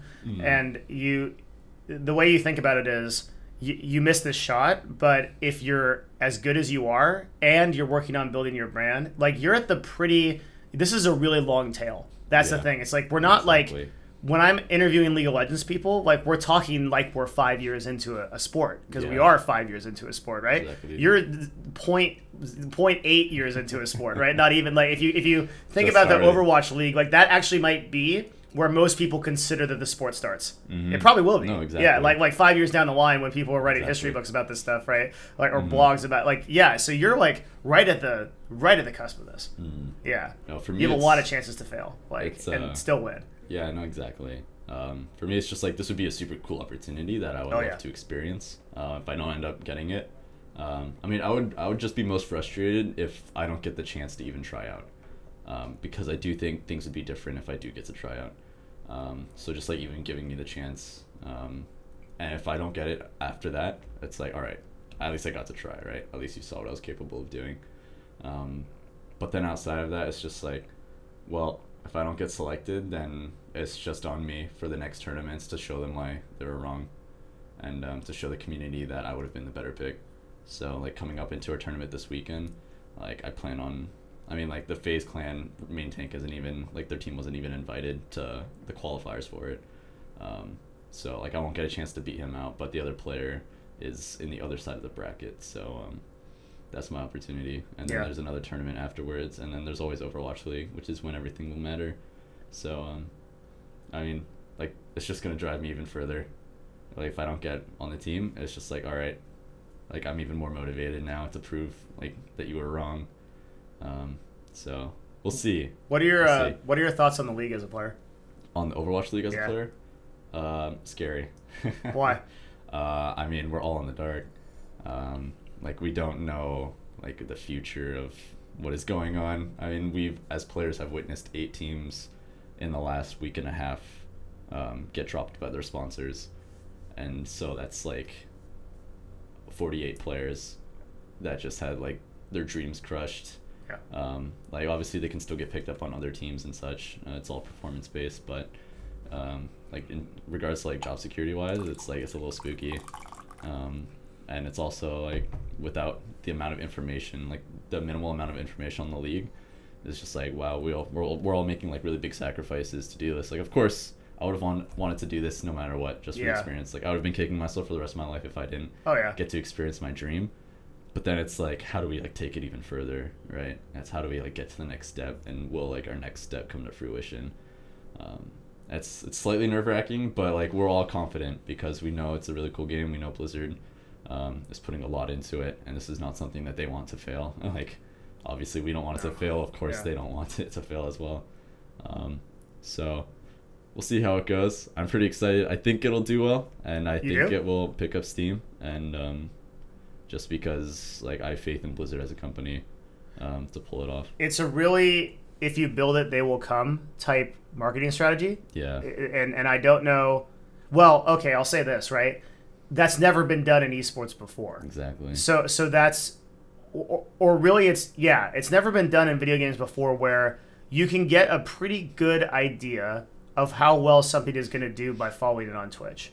Exactly. It's usually been community driven into company support. And Overwatch is not impressive on Twitch right now as we speak today, 2017 May, because someone might be listening to this years later, right? It pretty much is maintained by a couple of like really strong personalities, Moon, right? Like you've got people who are kind of like carrying that. From a spectator perspective, it also feels like things kind of need to improve, right? Because I'm very familiar with every champion in the game, played a lot of Overwatch. I have no idea what's going on most of the time. It's really hard to keep track of without a 30,000 foot view mode that's like, here's what's going on. Yeah. But you fundamentally have to recode a lot of the game to do that. My faith in Blizzard being able to achieve this is derived through what they did with Heroes of the Dorm. Oh, really? It was broadcasted on ESPN to mostly people that weren't familiar with the game, and they completely simplified the game and explained like mechanics. Like before games started, they explained like the entirety of like the map objectives, what heroes can do, how the game works in general, for the general populace, like to the point where my parents could understand like what is happening and they could actually cheer me on. But it didn't get the viewership. Correct. But I think that's just in conjunction with the popularity of Heroes of the Dorm, or Heroes of the Storm in general. In terms of its like actual player base? Yeah. But just like the methodology of like dumbing the game down and making it more viewable, I think Blizzard like did a good job with Heroes of the Dorm. And we've seen, like, if you look at the job listings for Blizzard, they're looking for like professional spectators for like camera work inside game, like obviously probably for Overwatch League. So they're probably gonna be training people to be using the spectating system like perfectly for viewership. So you were a Starcraft II guy, and so you knew like the casting on that game was that is where I actually had the passion to get into esports from. Believe it or not, is like Starcraft casters, Tasteless, Artosis, Day 9. I watched every episode of Day 9 Zerg openings and how to do 6 pools, how to do 9 pools, 11 with Day 9. In fact, I meet everybody in esports now. Like I meet everyone I've met the CEO of Activision, I met Bobby Kotick, I met Elon there too. I met like a lot of these people that are really high level. The only person that I really flipped out meeting was Day9. Because like it goes all the way back to that, right? And like I feel like Overwatch kind of is starting to build that infrastructure of really good personalities. That's going to matter so much when you're carrying that game. No, absolutely. Yeah, I've said this before. It hurts League. Like I think it really hurts League is you get casters who are sometimes just very overly analytical, and they're talking about things that estrange the normal public. It's one of the reasons why I really like David, a freak, is because I think he's like a fantastic caster because he's able to like bring it in and just like bring the hype, right, and like relate it so that even though you may not know what's going on in the game, you know what's going on. And I think like half of Overwatch, I'd say half, I don't know, but a big percentage of Overwatch League's success is actually going to be getting that infrastructure right. Yeah. Yeah, no, I think if they can pull in the right casters and the right like spectating system with the correct spectators, just to make the experience like more enjoyable for the viewer, they could pull it off. Yeah. Because it's a very cool game. Overwatch is a very complex game, and it's very fast paced. How do you feel like the skill cap of Overwatch relates to games like, since you're a kind of multi-game dude, like how do you feel like it relates to Starcraft II and League? It's hard to say. I mean, the thing is that with League, the only reason why I would say like League has a higher skill cap is because there's more heroes in the game, more champions in the game. So the meta is less defined. Like obviously like League has a very closed off meta compared to like Dota, like the champion pool for the most optimal because of Dota's focus on items. That's why. Exactly. So I mean, like League still has like work to do there, but it's still like the amount of heroes that are meta in League is still like larger than the amount of champions that exist in Overwatch like, entirely. And it's part of the balance team's actual decision. The balance team actually tries to open up as many characters into the meta as possible. It's one of their success metrics in League. Exactly. Yeah. So, I mean, this last meta has been phenomenal for Overwatch because so many teams have been able to define themselves with different team compositions. Why is that? The previous meta, you had to run triple or quad tank. That was it. Yeah. Like you ran Roadhog, Zarya, Reinhardt, Ana, Lucio, and then either Soldier or Diva, maybe a Genji. But like you had to have at least 3 tanks, maybe 4. In this meta, every team is different. You can run triple tank, you can run quad tank, you can run any combination of triple tank with a random DPS. Like you could have Soldier Ana, you can have McCree Zenyatta, you can have Pharah Mercy. You can be like Rogue and go triple DPS. You can be like us with our old comp and run 2-2-2, so run like double dive tank with double dive DPS, and like fast like mobile supports. And every single team has defined like their own playstyle. Like Selfless was game breaking when they like came out with their Reinhardt, Roadhog, Soldier, Tracer, and a Lucio comp. It was like unbeatable for a while, except by Rogue. But that comp was only like capable of being used by them. Like they like specialized in that comp. That's awesome. We sped like the CLG comp. Like what was called CLG comp was Diva, Winston, Pharmacy, Lucio, Tracer. Like everyone was like, oh yeah, they're running CLG right now. Like when we say we're gonna run Cloud9, that's like we're running Roadhog, Diva, Reinhardt, Soldier, and Lucio. That's like Cloud9's definitive comp. Like we've all evolved into different compositions and we're more flexible now. That's so cool. But those were like our team defining like meta compositions, and I think that's what has been so successful in these last few, like this last month or two in Overwatch, is that they balanced the game to a point where like almost everything is viable. Really? So aside from like a lot of the defense heroes, which they're gonna struggle a lot with making viable, they've pulled it off. And like the meta, especially with the help of the Koreans, they're a lot more willing to be explorational with weird stuff. Same as League, yeah. So like they're the ones that discovered that Sombra can be viable on like defensive 2 CP. Like you can literally just like get rid of Lucio and run Sombra now, because like she just keeps all the health packs hacked, and you just like farm EMPs every single fight, and it's just like a different take on it, but it like brought Sombra into meta, because before she was just like, oh, this new hero is horrible. But the Koreans are like, no, she's actually really good. Yeah, it's just she did take a buff in between that, but but people still thought she was bad after her buff for a while. Is the Korean scene for Overwatch pretty big? Yes, Yeah. it's huge. It's Wow. like, it's really big. Massive? yeah, Yeah. it's doing super well. Probably better than the NA scene is doing, but that's because they have Apex. So they have like the Korean League for Overwatch that only like 2 outsider teams get invited to, which are Rogue and Envious. Is that sponsored by Blizzard in some way? I mean, it have to It's be. supported by Blizzard. Yeah, like, but it's not. allowed. It's a separate league. Yes, it's not like it's not Blizzard run. I don't believe. How's that gonna relate to OWL? Do you know? No idea. You no idea? Yeah. Absolutely. There's so little we know. idea. There's so little we know. Yep. Yeah, even on my side, like I know some stuff, but really it's not a big gap. Yeah. Yeah, it's there's a lot of they're playing it very close to the chest for whatever reason. Yeah. It'll be interesting. Will See be. when you play it on the table. Yeah, that will be very interesting. So. But yeah. In summation, Overwatch can be pretty cool in regards to like meta and variability, and compared to like League and Starcraft, in that things can be very different. It won't be very like hyper calculated. Teams can pull out wild strategies. They can pull out stuff that you've never seen before. And I think that's what makes it really cool. And it's also helped by the fact that there's so many different maps, and like you have to play on all the different maps, and heroes have different capabilities on certain maps. Like meta is different per map. So I think the viewership experience will be really solid. Okay, yeah, I'm interested too that there's just so much cool stuff that can happen, because you might put the thing on a whole different distribution network, and because you did that, all of a sudden there's millions of people that are introduced to it that would never have been exposed to it before. No, exactly. And that's a really cool opportunity. Like that's why I think there's a lot of quotes that says, I think the best quote I've heard about the OWL is that it'll either set esports ahead as an industry 10 years or behind as an industry 10 years. Yeah. Yeah. And that's the coolest way to describe it. No one really knows which one, but it's awesome that they're taking the risk and the ambition. Yeah, no, exactly. And for you as a player and your future, like, what does all this mean? Like coming to, I guess like what we didn't cover was like your arrival at CLG.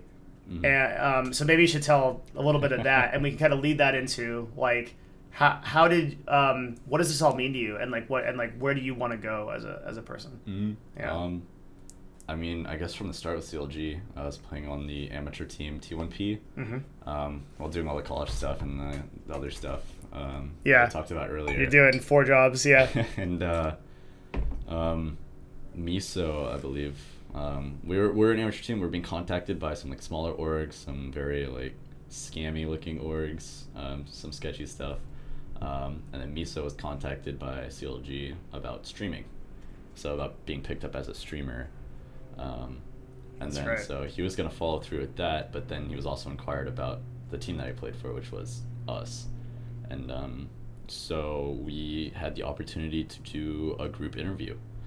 And so I was like, all right, that's no problem. I've done interviews like all the time. Like this is no problem.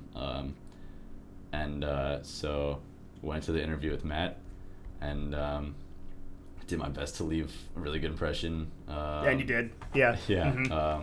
Definitely talked a lot. Dominated a lot of the conversation.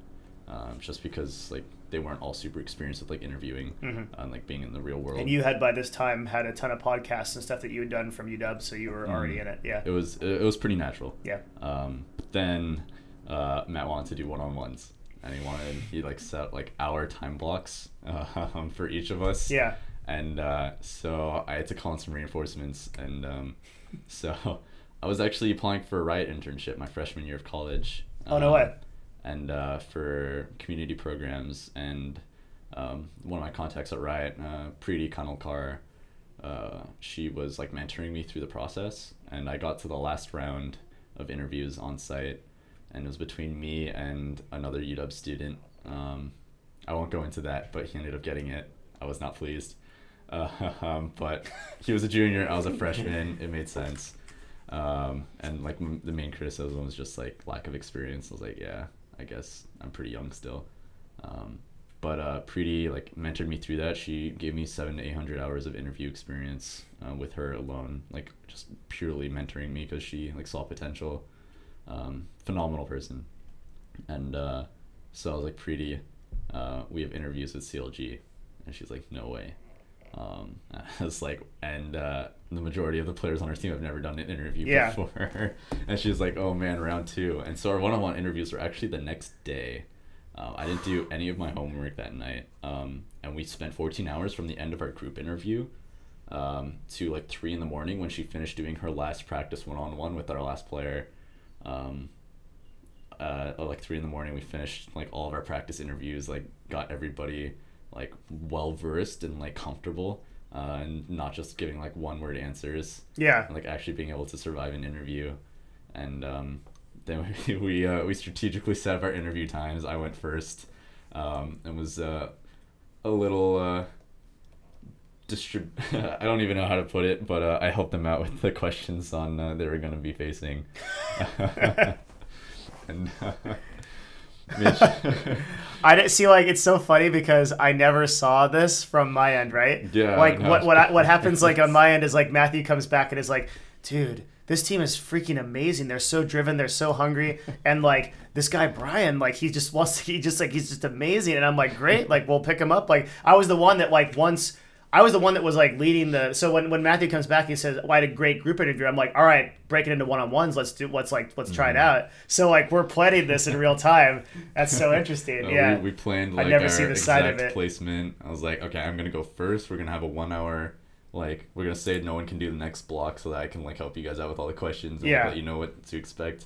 And then we like spaced everyone out based on like how good Preeti thought they were at like the interview. So we like surround like the people that didn't feel as experienced at the interviews or were pretty nervous with like people that were like super confident about the interviews. And, I guess we did a pretty good job. Incredible job. Yeah. We made it, and then went to BlizzCon. A really good friend of mine at Blizzard, Tom, invited me to go to BlizzCon. Mm-hmm. Did the BlizzCon thing and met you guys there. Told you just a bit of the story at UW, and got to meet you guys, and then we got a verbal commitment to be part of CLG, and I was like, it's so unreal. It still feels unreal. It's like, whoa, like my dream job came to fruition, and we're just doing it now. Yeah. And from there, it was just drive. Yeah, it was the most interesting thing. One of the most interesting things for me to watch is like a person's transition into this company and like how what they were doing before. Like even you guys that I think were so motivated and so driven, you all had kind of like like other stuff you were doing, right? Yeah. Like you had like everybody did, like not just you with exactly, with UW, everybody. but and so you were all kind of like envisioning this future where if you were able to kind of just sit in a house with a coach and actually go, you'd be so much further ahead, right? No, exactly. Yeah. Exactly. And to watch people transition that environment, I mean, our first real interaction was Vegas, Yep. where we all get an Airbnb, and we're doing MLG Vegas, right? Mm-hmm. And then we do like that on stage, like thing, which I'm still convinced like I'm never gonna get better pictures of me. Like I'm never gonna get better pictures of me, and unless I have Oreo is a photographer there, and Enrique, his brother. Those guys just are amazing. And if I'm lucky, I can schedule a photo shoot with one of them to get pictures like that. Like we did the onboard interview with Rachel, like up on stage, talked about like the team. We get memed about that all the time. Do you by still? The other pro teams. Why? Yeah, they said it was the oddest thing they've ever seen. It was weird. Yeah. Because we weren't actually like playing in the tournament. And Yeah, so it's just all like the teams that were there, they just like talked to us like, yeah, that was. We just still didn't really know what was happening. Or, like, what are they doing? That was awesome. Yeah, they basically just gave us a segment, and they're like, "Okay, you get 1 minute," and we're like, "Yeah, we're gonna take seven minutes. We're just gonna completely ruin this broadcast, and we don't even have anything to do with this tournament. We're just taking it over. Yeah. It's whatever." Yeah, and then like a lot of people were hanging out at the booth too because you guys were gaming and like playing games with them all the time. That worked out, and we had that Airbnb, so we played board games at night. We got to meet each other, and we went to that board game cafe. Yeah, that was so cool. Was it Mox? No, it wasn't Mox. It was the one with the little person. It was, yeah. Yeah. That's their symbol. We played social deduction games, which have then become a staple of CLG. Yeah. The social deduction games, and that was a really cool thing. Like I knew you guys were so cool, and then like actually you got the gaming house pretty fast after that. Mm-hmm. We actually moved. One of the things that when I first came into CLG, I was a lot more worried about how our infrastructure would actually translate into working. So like we would have the vision of the thing that we wanted to do. like, yeah, let's get the Overwatch team into this house with 6 computers and a coach. But when that translated into things of other esports in the past, like if you were here like a year and a half ago, there would have been much more along the lines of like what would happen in another esports company where it's like, yeah, that's going to take like 6 months or whatever. But I'm like I was really well prepped on this, and I told you as much, right? I was like, we're going to actually do this. And so I think it was like not even a month from there that you guys all got in. Yeah. And then Henry came January 18th. Henry came in way like 1.5 months later. Yeah, which is good time frame. And Henry is, I think, pretty.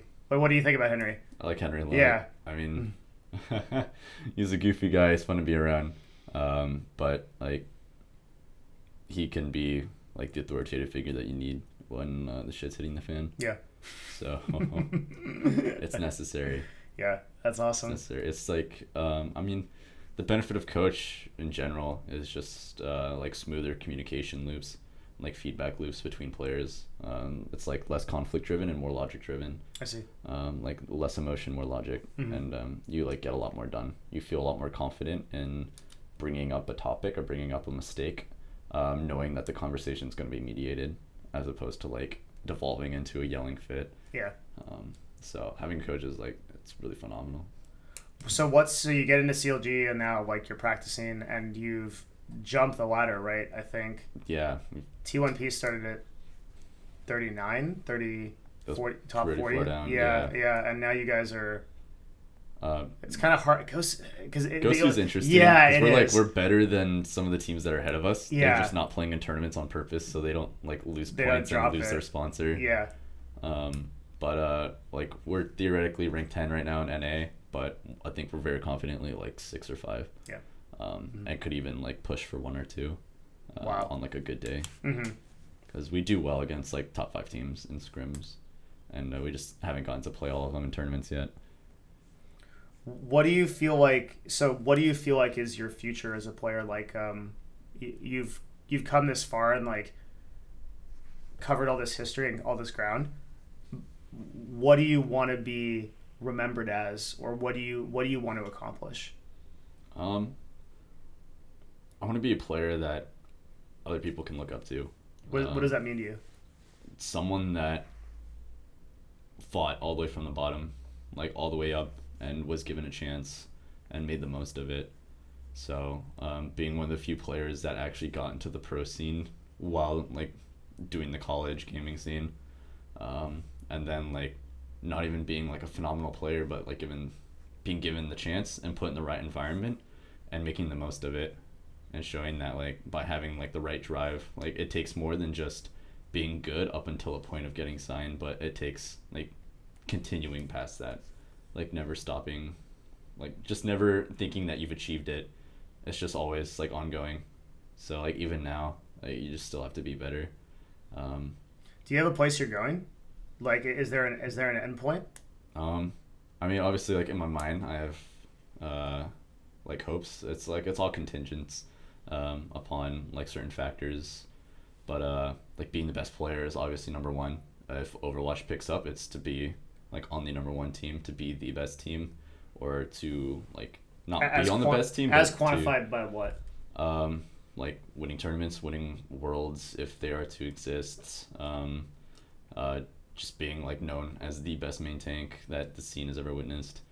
And it's not just like being on the best team, but it's like being the factor or one of the factors that makes it the best team. I see. To be like, oh yeah, they're the best because like they have like these players.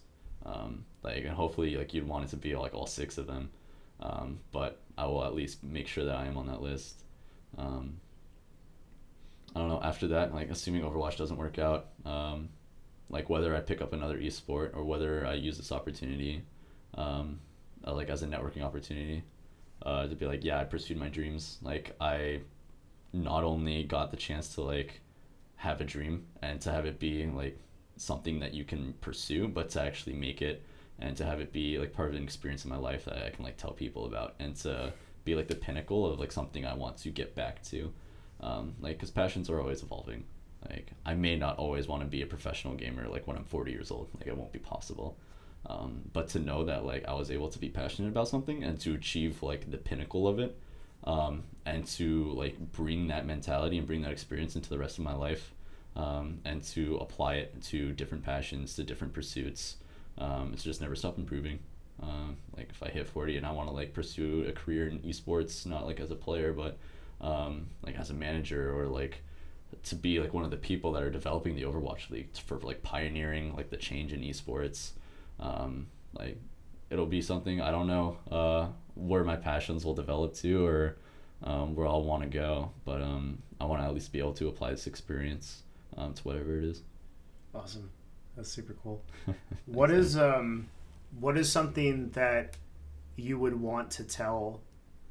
So there's a lot of like gamers out there. There's a lot of people look up to you, and I guess we'll start with what is something you wish you knew on the journey to becoming what you are becoming.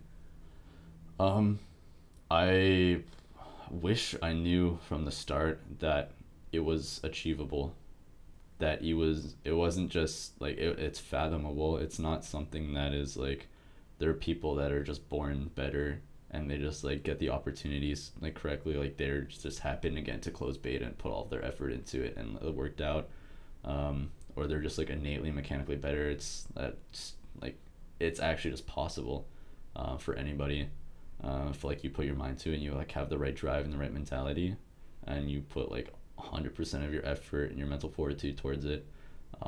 It's like achievable. There's no one that is untouchable.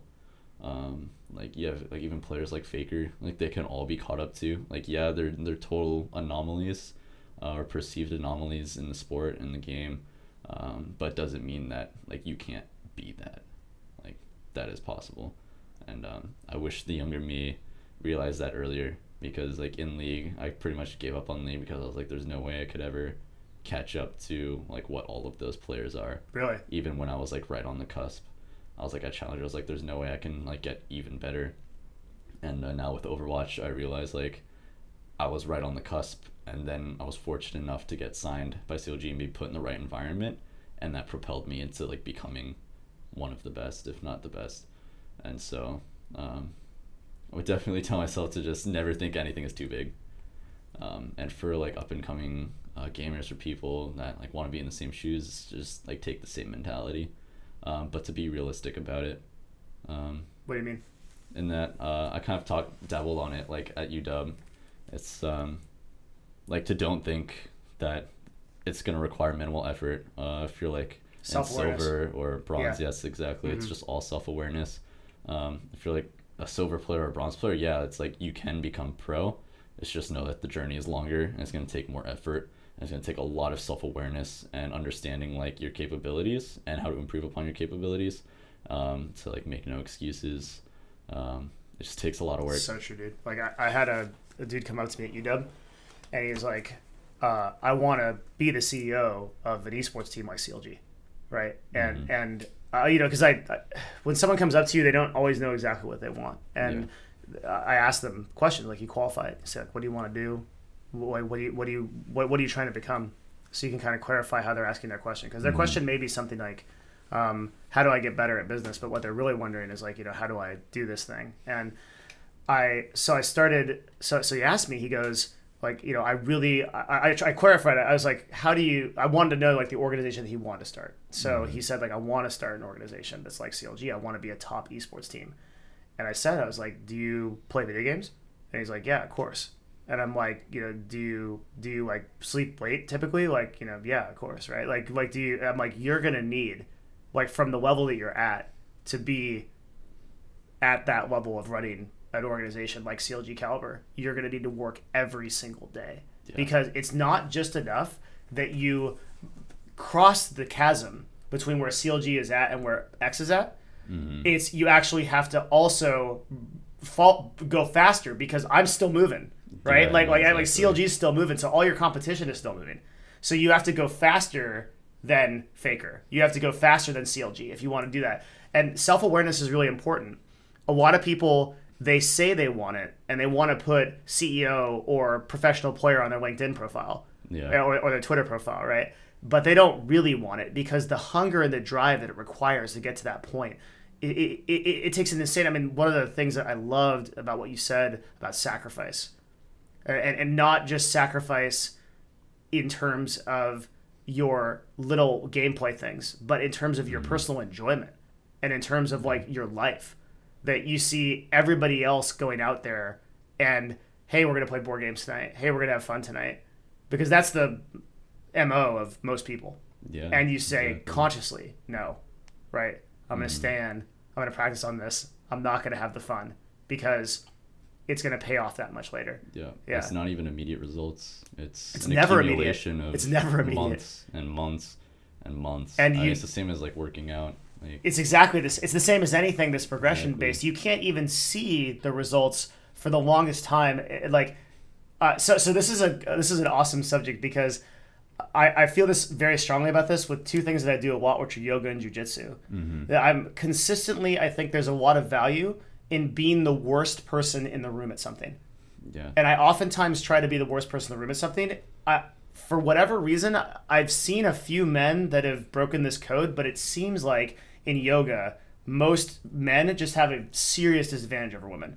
To the tune of like, I can be doing yoga for 8 or 9 months and a woman will go in for maybe a month and she'll be way past me in terms of flexibility. Just the body composition makes more sense. So I'm always the worst in that room and you don't ever see it. And like, it becomes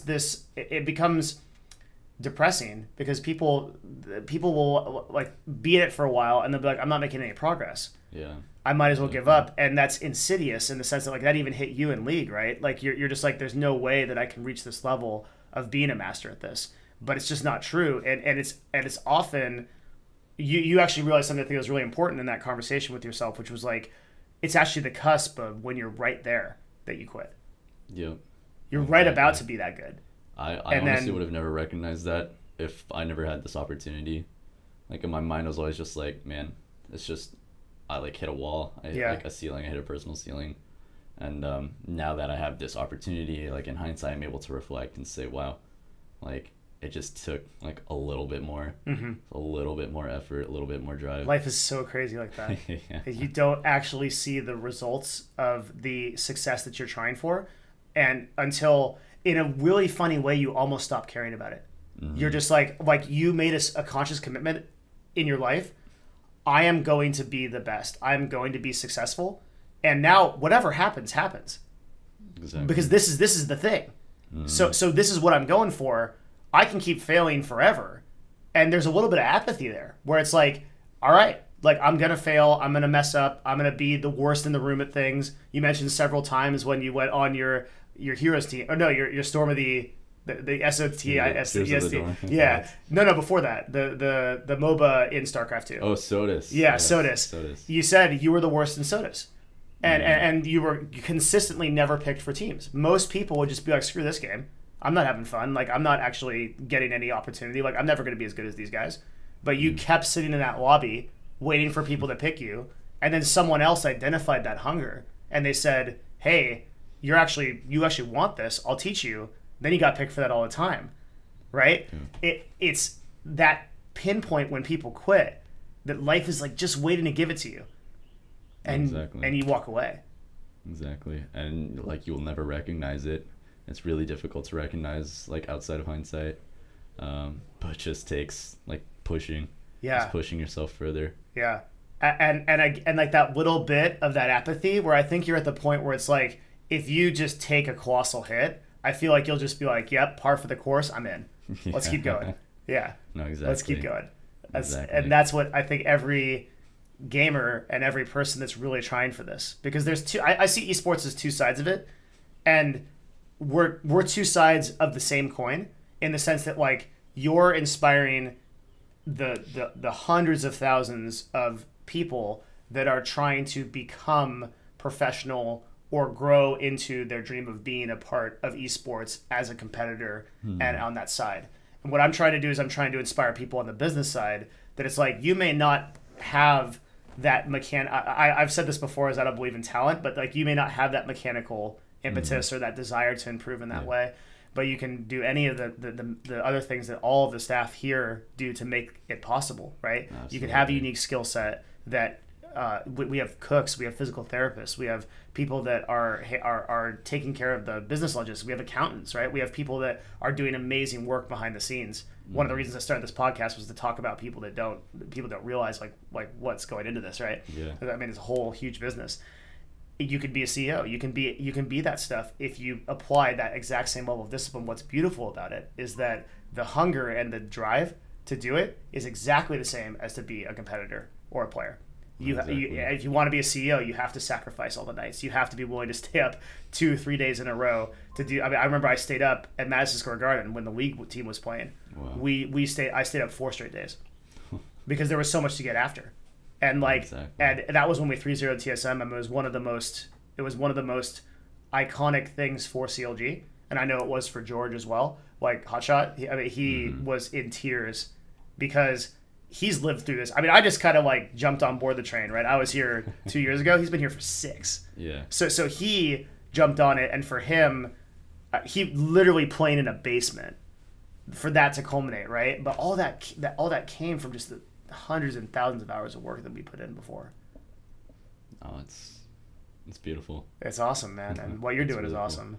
Thank you, Devin. I would say you've enabled me. Yeah. Now that I'm learning, I think you enabled yourself, especially now that I know all the stuff that you put in to convince us of that and the work that you did.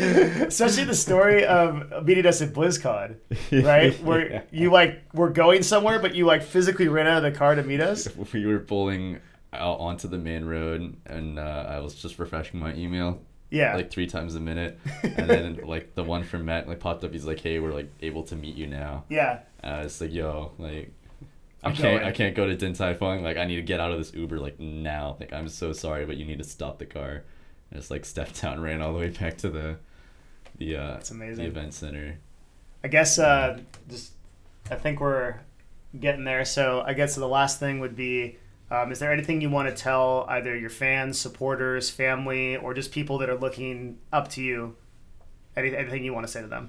I mean, to friends, fans, supporters, family, it's just thank you so much. I'm really blessed that all of them have supported my dream, and they've been completely on board. They know how passionate I am about it, and they would never try to hold me back.